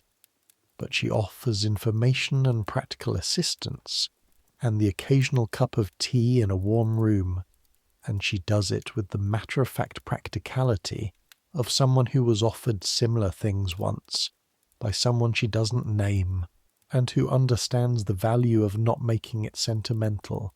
All right, you say, this morning. She's expecting someone at 10. You'll need to leave by 8:30 to be sure.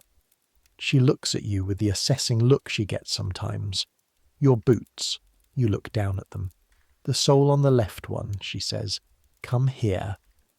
She produces a tin of cobbler's wax from the box on the shelf. You didn't know this was in there, but you're no longer surprised by what's in that box, and kneels on the floor in front of you with a practical absence of ceremony, and presses the separating sole back against the upper leather, and applies the wax along the gap and holds it for a count of 30, which she counts silently, her lips moving slightly.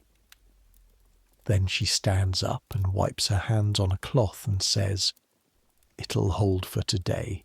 Get it properly done when you've got a wage." You look at her. "Don't," she says, meaning, don't make it into something. "I wasn't going to," you say, which is almost true. She gives you the address on a piece of paper. She's already written it out, which means she thought you'd say yes, which means she's been planning this, which you find both presumptuous and exactly right. And the address is in Kensington, a street you've never been to, which means a part of London you've barely seen. You leave Fashion Street at 8:20. The omnibus stop for the Kensington route is on Aldgate High Street, and the omnibus comes every 15 minutes or so, which means you have time to walk there without rushing, which is good because rushing on a left boot with freshly waxed sole requires more faith in wax than you currently have. The morning is cold and clearing. The fog from last night has thinned to a general grey haze, and above the rooftops, in gaps between buildings, you can see actual sky, pale November sky, the colour of old pewter, but sky, real sky, the kind with distance in it rather than the fog's claustrophobic proximity. The sun won't show itself today. It rarely does in November, but its existence is implied by the slight lightening of the east. The omnibus to Kensington is a horse-drawn vehicle, 2 horses, covered upper deck and enclosed lower, with wooden bench seats inside and a conductor who collects the penny fares with the practised efficiency of someone who does this 400 times a day. You get on and sit inside, which is warmer, and the omnibus moves west through the city, the square mile, the financial heart, a place so different from Whitechapel in material terms that they might as well be different cities orbiting the same river, and then across into the Strand and then west again. You watch London through the omnibus window. You've been on this route twice before. Once when a woman you knew was trying to get a position in a house in Chelsea, and you went with her for the company, which she didn't get. Once when you were curious, simply curious, when you had a spare penny and a free morning and you just wanted to see. But seeing from an omnibus window has a specific quality. It's like watching a life through glass, which is appropriate because the life beyond the omnibus window, the wide streets, the white stucco fronts of the townhouses, the gardens just barely visible behind the iron railings, the women in proper coats with the actual muffs instead of cut-off gloves. This is not your life, and you know it, and the glass makes it explicit. The streets in the West End are wider. This is the first thing you always notice. In Whitechapel, the streets are as narrow as they were when they were laid down centuries ago. before anyone thought about planning or traffic or the movement of people in any organised way.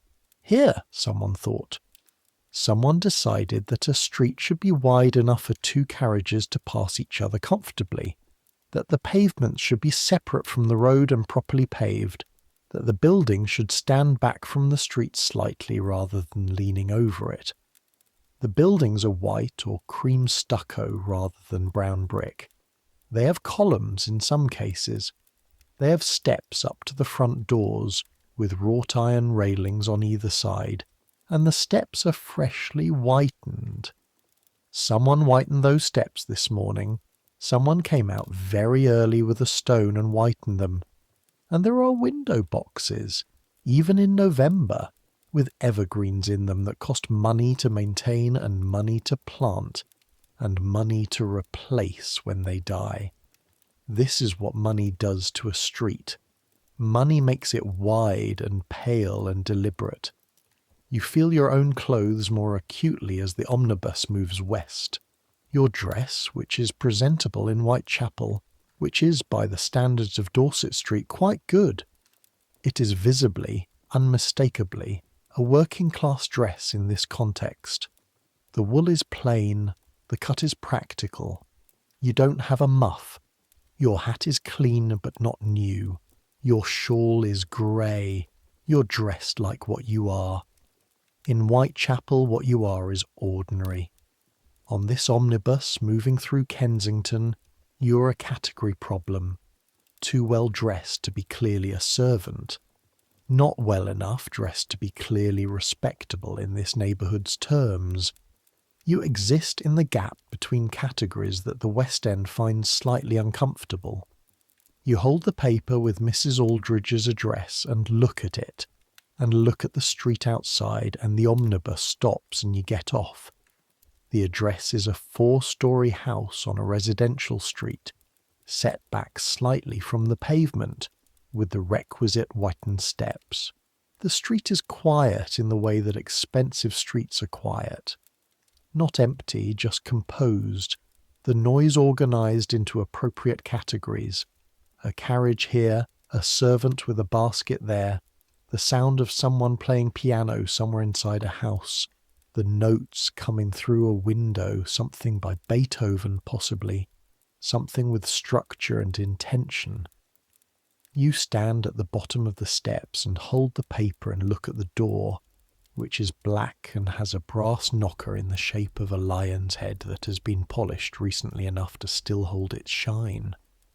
The work, if you get it, is not here. Mrs. Aldridge is an agent. She employs women who clean other people's houses, and this is her own house, the house from which she runs the business. You're not here to clean. You're here to convince her to employ you. You've done job interviews before. You know theoretically what they require.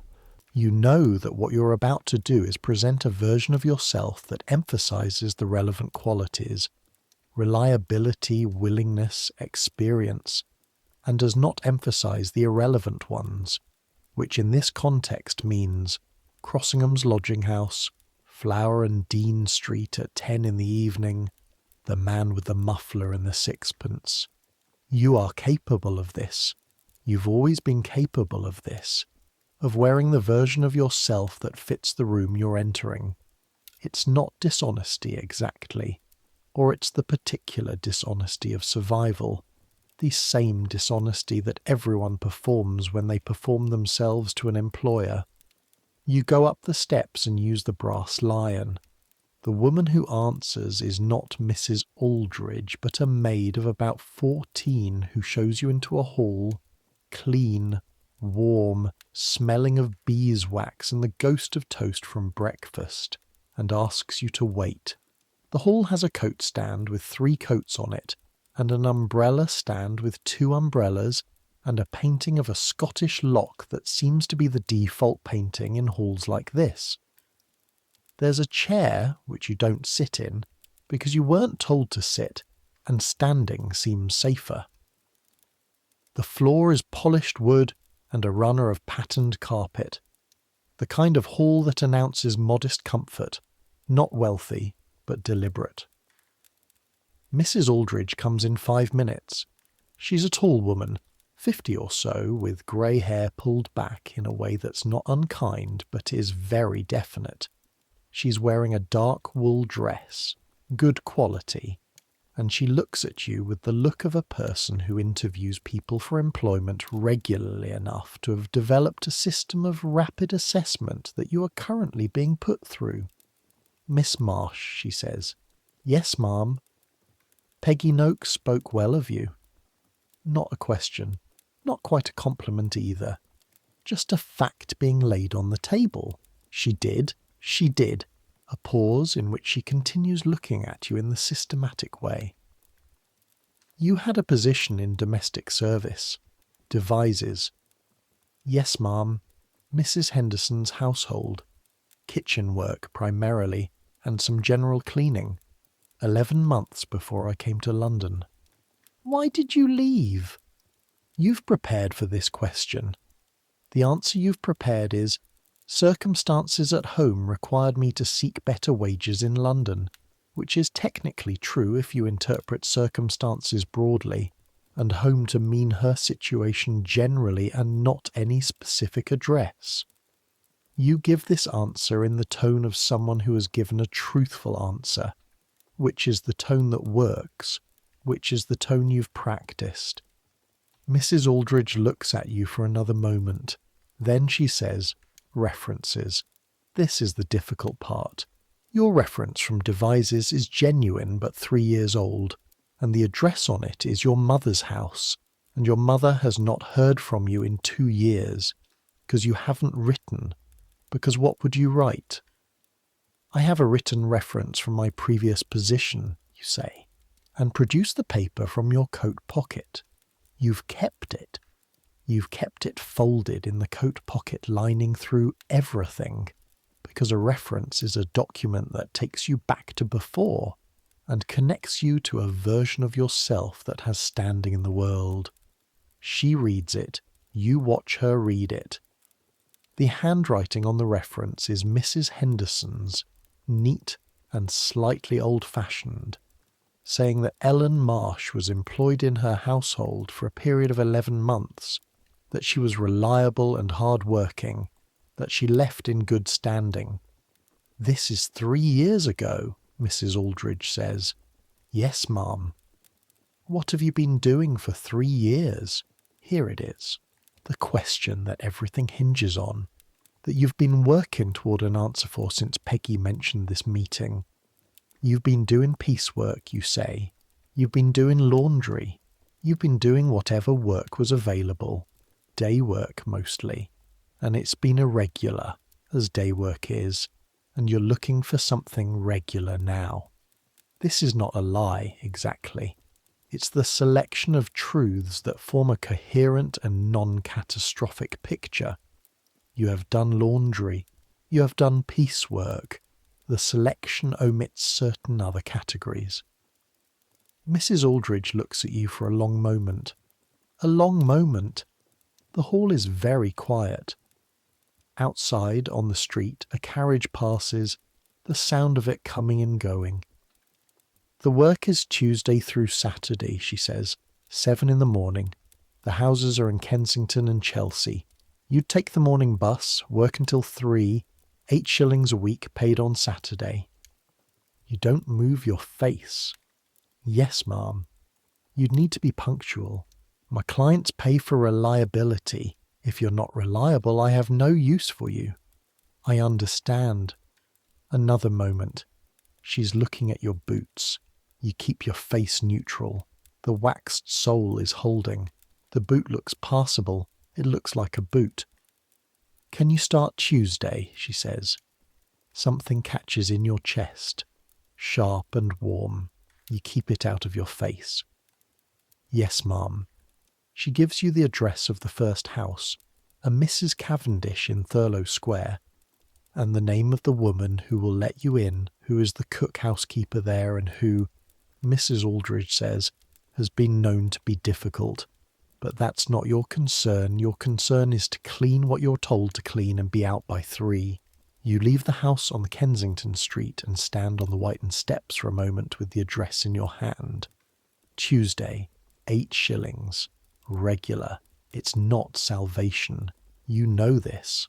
You know the arithmetic well enough to know that 8 shillings on its own won't cover the bed and the food and the other things without the nights also contributing, at least for a while, at least until you've built enough buffer to take the room on Fashion Street or somewhere like it.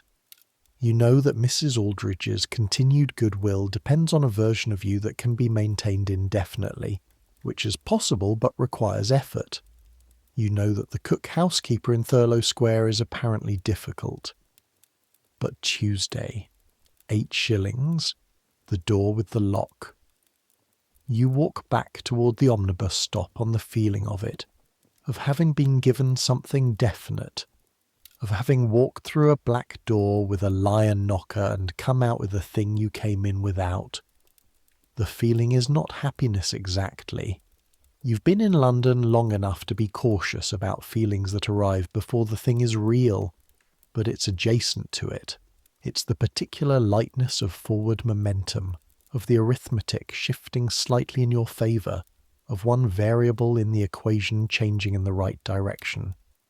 The omnibus back to Whitechapel passes through the Strand and Fleet Street in the city, and you sit in it and watch London happen outside the window in the reverse direction.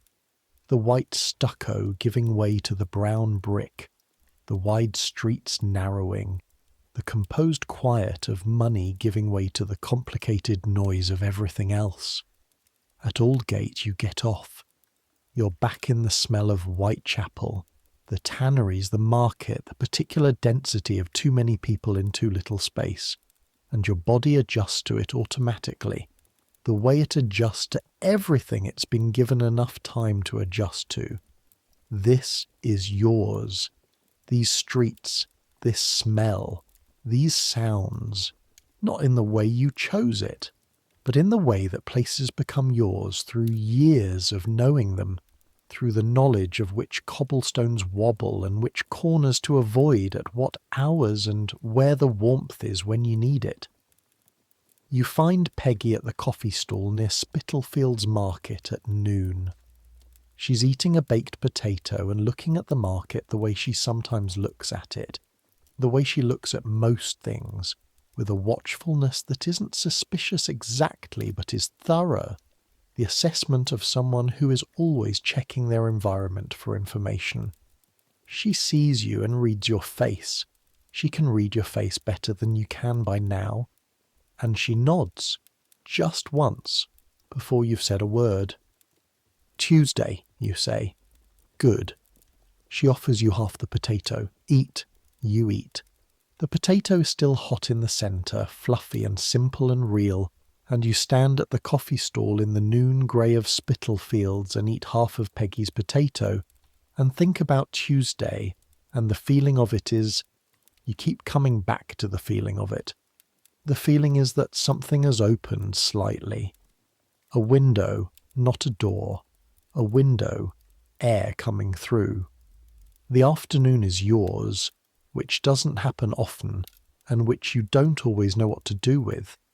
You've got the address in your pocket and a halfpenny left, and nothing that immediately requires doing, and Peggy announces that she's going to the public baths at Baker's Row, which she does every Thursday, and invites you to come along if you can find a penny for the entry, which you can't, and so you part ways and you walk south. South means the river. The river is always there when you need perspective. Or not perspective, that's too grand a word for what the Thames offers. The Thames offers scale. It reminds you that London is bigger than whatever piece of it you're currently inhabiting, that the city has dimensions you can't see from Dorset Street, that there is water and sky and the smell of salt from the sea, which is 60 miles away, but which you can sometimes catch on the right wind, the smell of something larger and older, and fundamentally indifferent to all of it. You walk down through Whitechapel and Aldgate, and across the bottom of the city, through the streets that run east of St. Paul's. and you come out onto Lower Thames Street with the river in front of you. The smell of it hits you before you see it. The particular low-tide smell of the Thames, which is mud and rotting wood and fish, and the distant suggestion of the sea, and which is not a pleasant smell exactly, but is a powerful one, the kind of smell that moves you through time the way music does, the way certain sounds do, because it's so specific to this place and this city. The Thames at Billingsgate is working river. The market has been here since the 11th century, the fish market. Though the building you're looking at is only 40 years old, a large brick structure with a distinctive roof, built in 1850 to replace the outdoor market that had occupied the spot for 800 years. The smell is extraordinary. Not bad exactly, or not only bad, but overwhelming. The smell of fresh fish and salt water and ice from the ice wagons that bring the blocks from the ice houses upriver, and the specific smell of Billingsgate fish porters who carry loads on their heads in a distinctive hat padded for the purpose, who've been doing this since before anyone thought to write it down. You walk along Lower Thames Street and then east along the embankment, which is relatively new. The Victoria embankment on the north bank was built in the 1860s. The land reclaimed from the river, the mudflats and old stairs replaced with this broad stone walkway with ornamental lampposts and proper paving. And the difference from the narrow streets you've just come through is striking. Here there is room.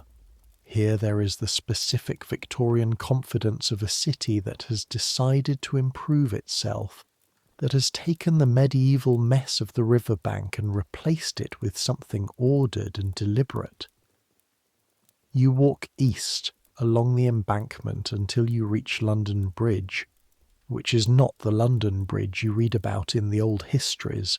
That one, the medieval bridge covered in buildings that stood for 600 years, was demolished 50 years ago. But the newer one, built in the 1830s, granite and wide, 5 arches, functional and solid, you cross it. From the middle of London Bridge, standing with your hands on the stone parapet and looking west, you can see the river in both directions. To the west, the curve of it toward the city, toward St. Paul's Dome just visible above the roofline, toward the embankment and the buildings of Westminster pressing up from both banks. To the east the river widens, opens, becomes the working river of the docks, ships anchored in the Pool of London, the great sailing vessels and the steamships, masts and funnels against the grey sky, the river busy with lighters and wherries, the south bank of Southwark with its warehouses and its particular smell of hops from the breweries. This is the part of London that nobody in the West End thinks about, the working part, the part that actually keeps the city functioning, that receives the food and the coal and the timber and the goods from the empire's extremities and processes them and distributes them and makes it possible for people in Kensington townhouses to have tea from Ceylon and sugar from the Caribbean and cotton from India without ever having to go near the docks where those things arrive. You stand on the bridge for a long time. The wind is stronger over the water, coming from the east, cold and clean and carrying the smell of the sea more strongly than anything else you've smelled today. It finds its way through your coat and your dress and your shawl, and makes you cold in a different way than the damp street cold. This is moving cold, purposeful cold, the kind that doesn't settle but passes through. You don't mind it. From up here, from the middle of the bridge, Whitechapel is invisible. You know it's there, just behind you, just over the eastern edge of the city, the lodging houses and the tanneries and the gin palaces and the narrow alleys where the fog collects and the streets where 5 women have died since August. But you can't see it from here. From here you can see the river and the sky and the enormous patient fact of the city arranged on both banks, going about its business in the cold November afternoon. You think about the cleaning work, about Mrs. Aldridge and the house in Thurlow Square and the cook housekeeper, who's apparently difficult, about what Tuesday will look like, about the bus at 6:30. You'll need to be at the bus stop at 6:30 to be sure. 7 is sharp, 7 means 7. And about the 1.08 that will arrive at the end of the first week, which will be enough for the bed and more besides if you're careful, which you will be, because you've been careful for 3 years and you're not going to stop now. You think about the boot, the wax Peggy applied. It will hold for today probably, for tomorrow possibly. By Tuesday morning it needs to be properly resoled if you're going to walk in it for 6 hours on someone's kitchen floor. That cost £1 at a cobbler. You don't have £1, you have a halfpenny. Tonight then, and possibly tomorrow night, 2 more nights before Tuesday, to generate the £1 for the boot. The arithmetic again, always the arithmetic, but 8 shillings a week, regular, starting Tuesday. The wind off the river moves through you, and you hold the parapet and look west towards St. Paul's Dome rising in the haze, and you let yourself, just briefly, just for a moment on this bridge in this wind, feel the thing you don't usually let yourself feel. The tentative, cautious, not yet certain but possible feeling that something might be different soon. Not everything, not immediately, but something. The river moves below you, grey-green and different, carrying the city's business toward the sea. You stand there until your hands are too cold to keep their grip on the stone, and then you push yourself back from the parapet and walk back north across the bridge. The evening comes in fast in November. By 4 o'clock the light has started to fail, and by 5 there's barely any natural light left, and the gas lamps on Commercial Street and Whitechapel High Street and all the other main roads have been lit since 3. The lamplighter you occasionally see, a thin man with a long pole that carries a flame at its tip, moving from lamp to lamp with the particular speed of someone who has a route to complete before dark, has been and gone, and the street is divided now into orange circles and deep shadow, the areas between the lamps genuinely dark in a way that the mid-afternoon grey had obscured. You've been back in Whitechapel for 2 hours. You've eaten a halfpenny for a bowl of soup from a woman on Thrall Street who sells it from her back window every evening, a transaction as informal and reliable as anything the market stalls offer. And you've sat for a while in the warmth of the 10 Bells, where the landlord is doing his evening's business and where you've been coming often enough that your presence at the end of the bar occasions neither particular welcome nor particular hostility, just acknowledgement. The 10 Bells is the pub on the corner of Commercial Street and Fournier Street, right beside Christ Church. It's been here since the 18th century, though it's been rebuilt and renamed several times since then. It is at this particular moment in history, though you don't know this yet, you'll only know it looking back. A pub whose name will be in history books, because the women who were killed used it, drank there, were seen there on the nights before they died. The police have interviewed the landlord twice.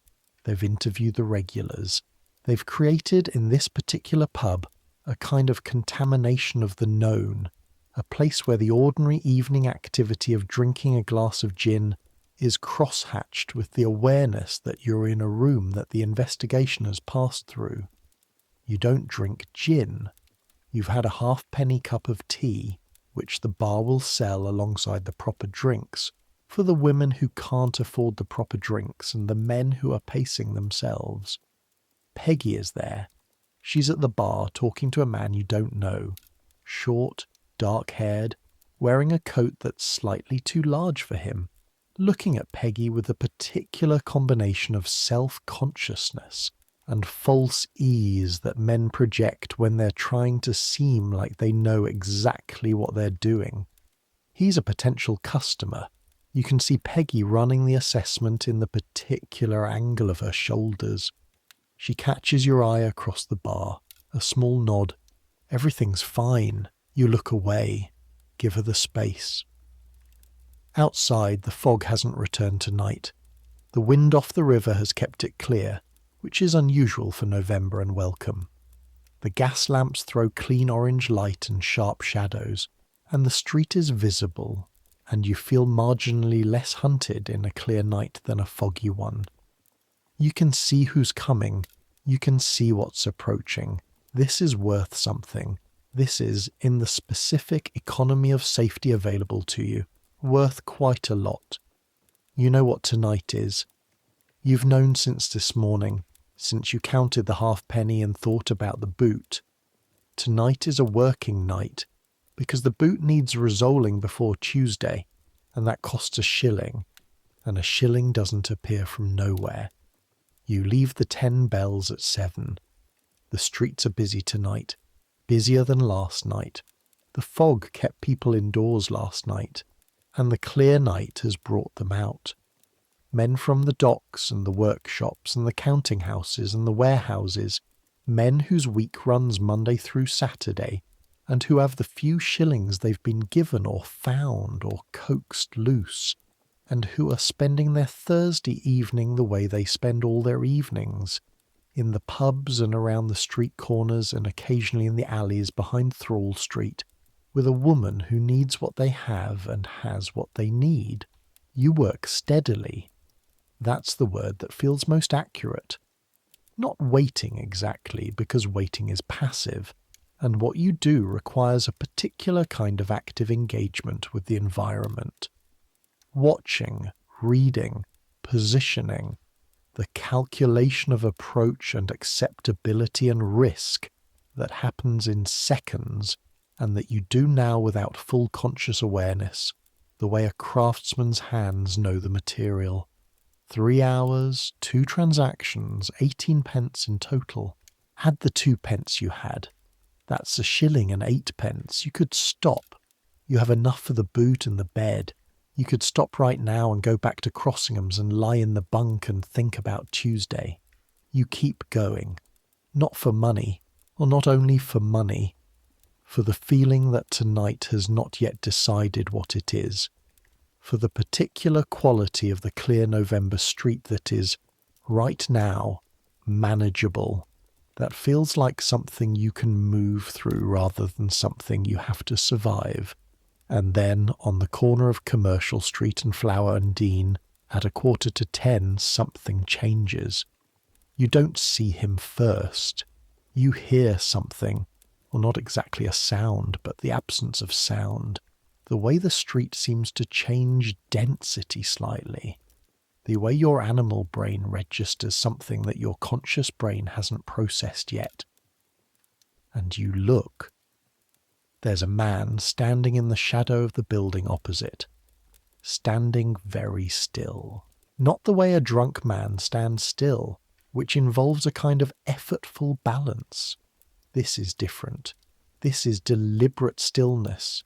He's looking at you.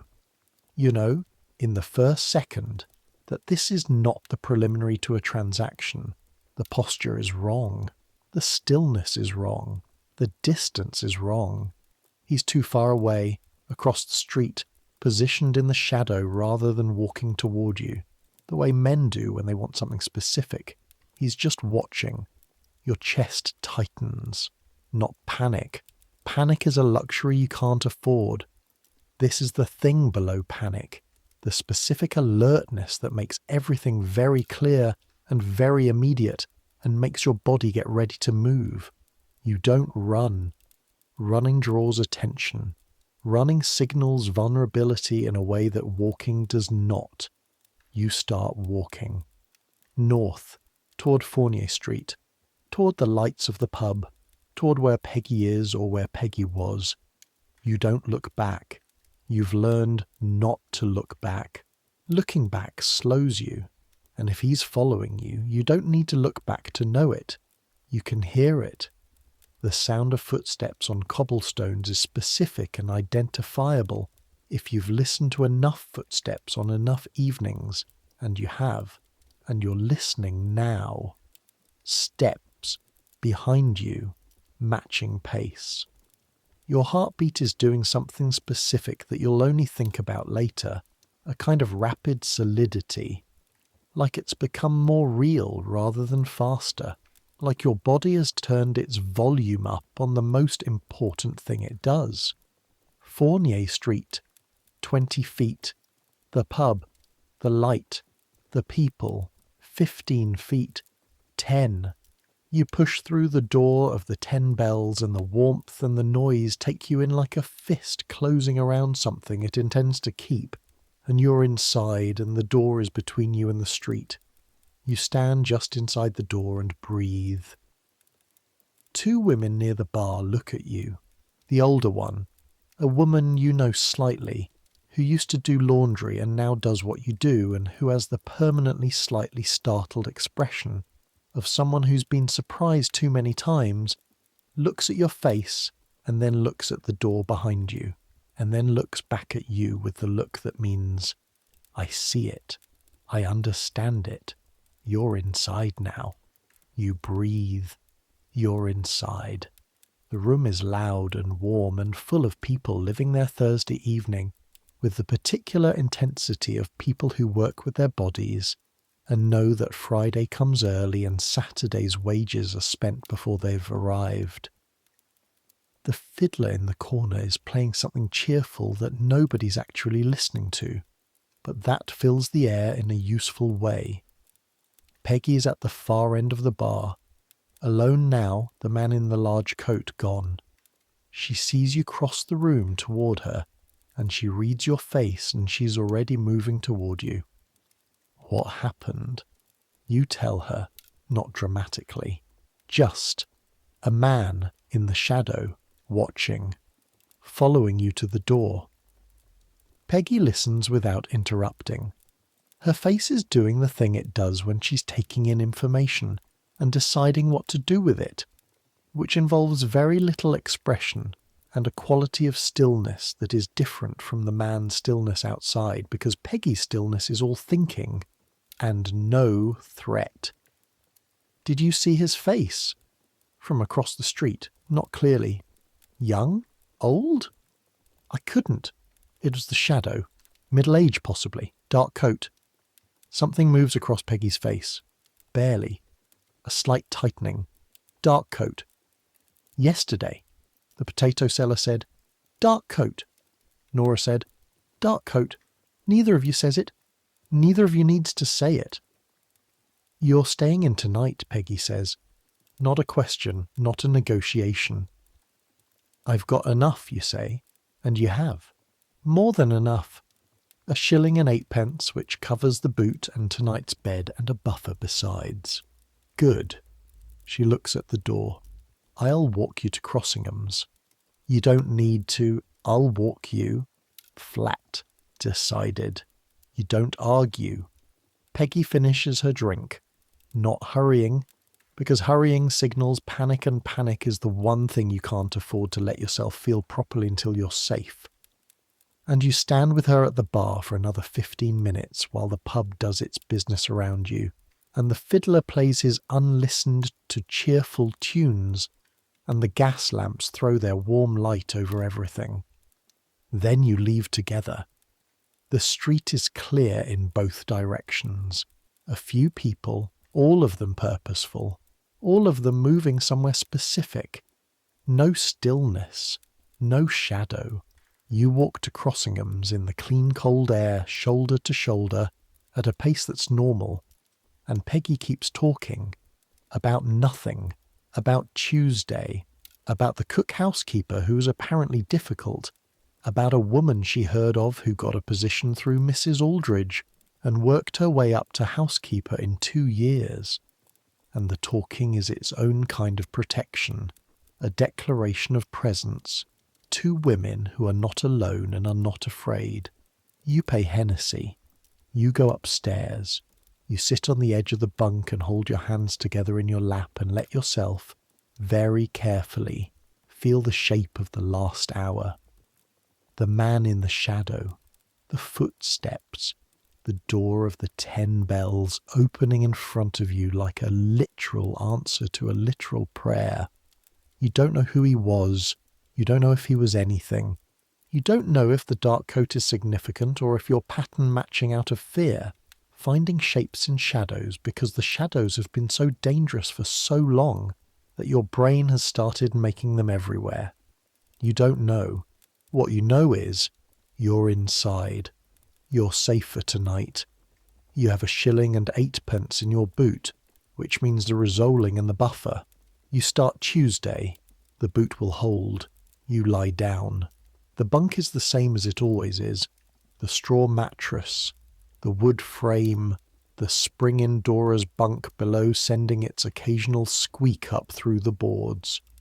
The candle at the end of the room. The sounds of breathing and the distant sounds of the city. Your body releases something it's been holding.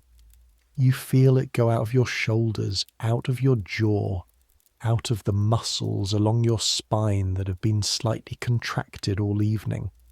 The physical preparation for flight that your body maintains even when nothing is actively chasing you. Let it go. The candlelight is steady tonight. There's no wind through the windows, the night is still, and it throws a dim warm light across the ceiling, and you look at it and let your thoughts slow from the pace they've been running at all day. Tuesday. The word has a shape in your mind now, a specific gravity. It represents something more than just a day of the week. It represents the first day of something different, even if different doesn't mean easy. Even if the arithmetic still needs working every morning and the boots still need resoling, and Mrs. Aldridge's continued goodwill still needs maintaining, and the cook housekeeper in Thurlow Square is apparently difficult. But different. You think about Peggy, the tin of cobbler's wax in the box on the shelf, the way she knelt on the floor of her room and held the boot sole in place and counted to 30 without being asked, and without making anything of it. She came to London from somewhere too. She has a somewhere she came from. She's mentioned it occasionally, in the way she mentions everything personal, sideways and briefly, without emphasis. Birmingham, a factory, a fire that killed 3 people she knew. She's been in London for 9 years. She has the room on Fashion Street with the door that locks. She has 3 books and a tin box and the spirit lamp. This is what survival can look like.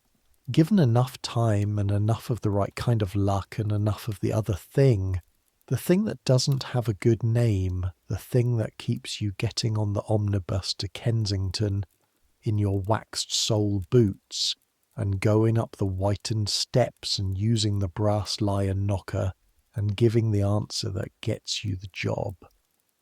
The thing that is not hope exactly, because hope sounds passive, sounds like waiting.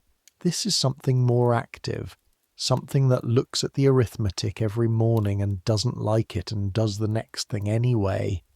The candle is burned lower, another hour maybe before it goes out.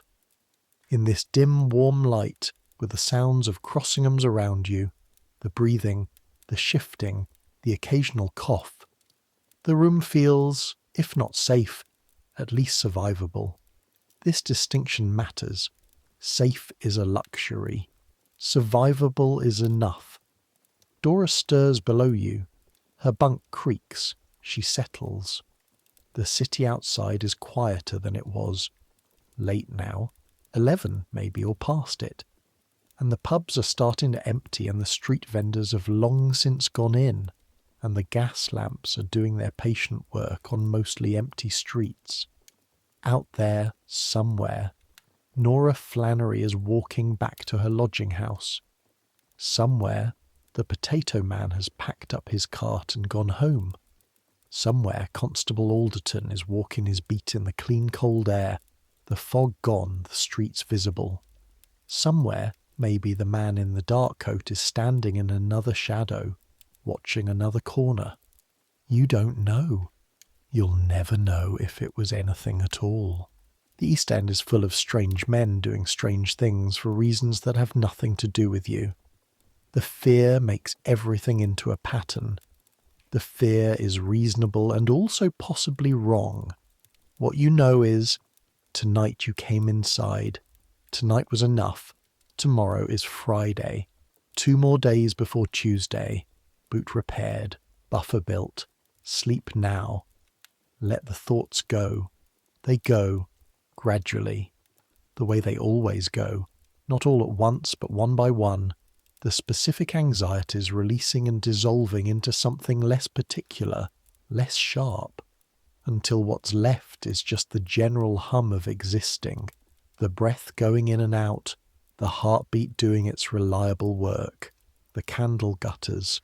For a moment the light wavers and then catches again, and then gradually diminishes, and the ceiling gets darker, and the shadows at the edges of the room come closer, and the sound of the city outside comes through the walls like water through old stone, constant and barely there, and the breathing of the room around you is the breathing of 30 people who are also letting the day go, also releasing the arithmetic and the cold and the calculation, also just breathing.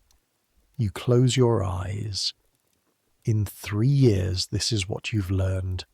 That tomorrow is real. That it comes regardless of tonight.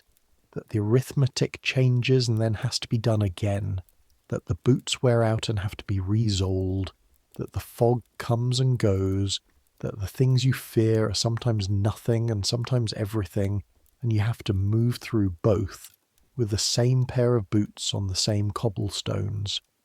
Tuesday comes after Monday. Monday comes after Sunday.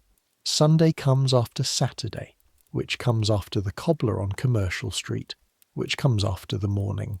The morning comes after this room, this dark, this sound of 30 people breathing. Breathe. Your hands are warm now, both of them. The cut-off gloves doing what they can.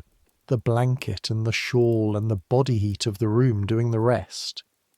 Your left foot, the one with the boot problem, has stopped bothering you. Your shoulders are down. Your jaw is unclenched. You're here. This particular corner of London, this particular November, this particular life. You're in it, and it's hard, and it's going to stay hard for a while yet. And Tuesday is not a rescue, it's a modification, a small adjustment in the angle of the slope. But slopes can change angle. You've seen this. You've seen Peggy's room with the door that locks, which started as a fourpenny bed in a room just like this one. Slopes can change angle. Let it go for now. Let the slope be what it is, and the Tuesday be when it is, and the arithmetic be something to do in the morning. Now there's just the dark and the breathing and the faint sounds of the city that are becoming less specific, less identifiable, more like the sound of something you're inside, the sound of a large thing doing its constant work, the sound of London breathing and turning and making its way through another night. You're part of it. You're one breath in it. The church bell somewhere strikes 11:30, and the sound arrives through the walls already softened, already made gentle by distance and stone, one long note, and then a shorter one, and then nothing. And then nothing. Just rest. Just the long drift, toward the morning that hasn't come yet, but will, the way mornings always do, without asking, without explaining themselves, arriving with the bells and the cold water and the new calculation. But that's morning. That's later. Right now there is only this, the darkness, the warmth, the quiet, the sound of a city that has been here for 2,000 years and will be here long after all of this. The lodging houses, the fog, the 5 women whose names are in the newspapers, the streets you know by feel, the waxed boot sole, all of it. is gone and replaced by something none of you can imagine. It will still be here. The river will still run. People will still need somewhere to sleep at the end of a long day. Some things don't change. But those are thoughts for later. Those are thoughts for someone who is still awake. You're not still awake. You've earned this. Take it. Good night.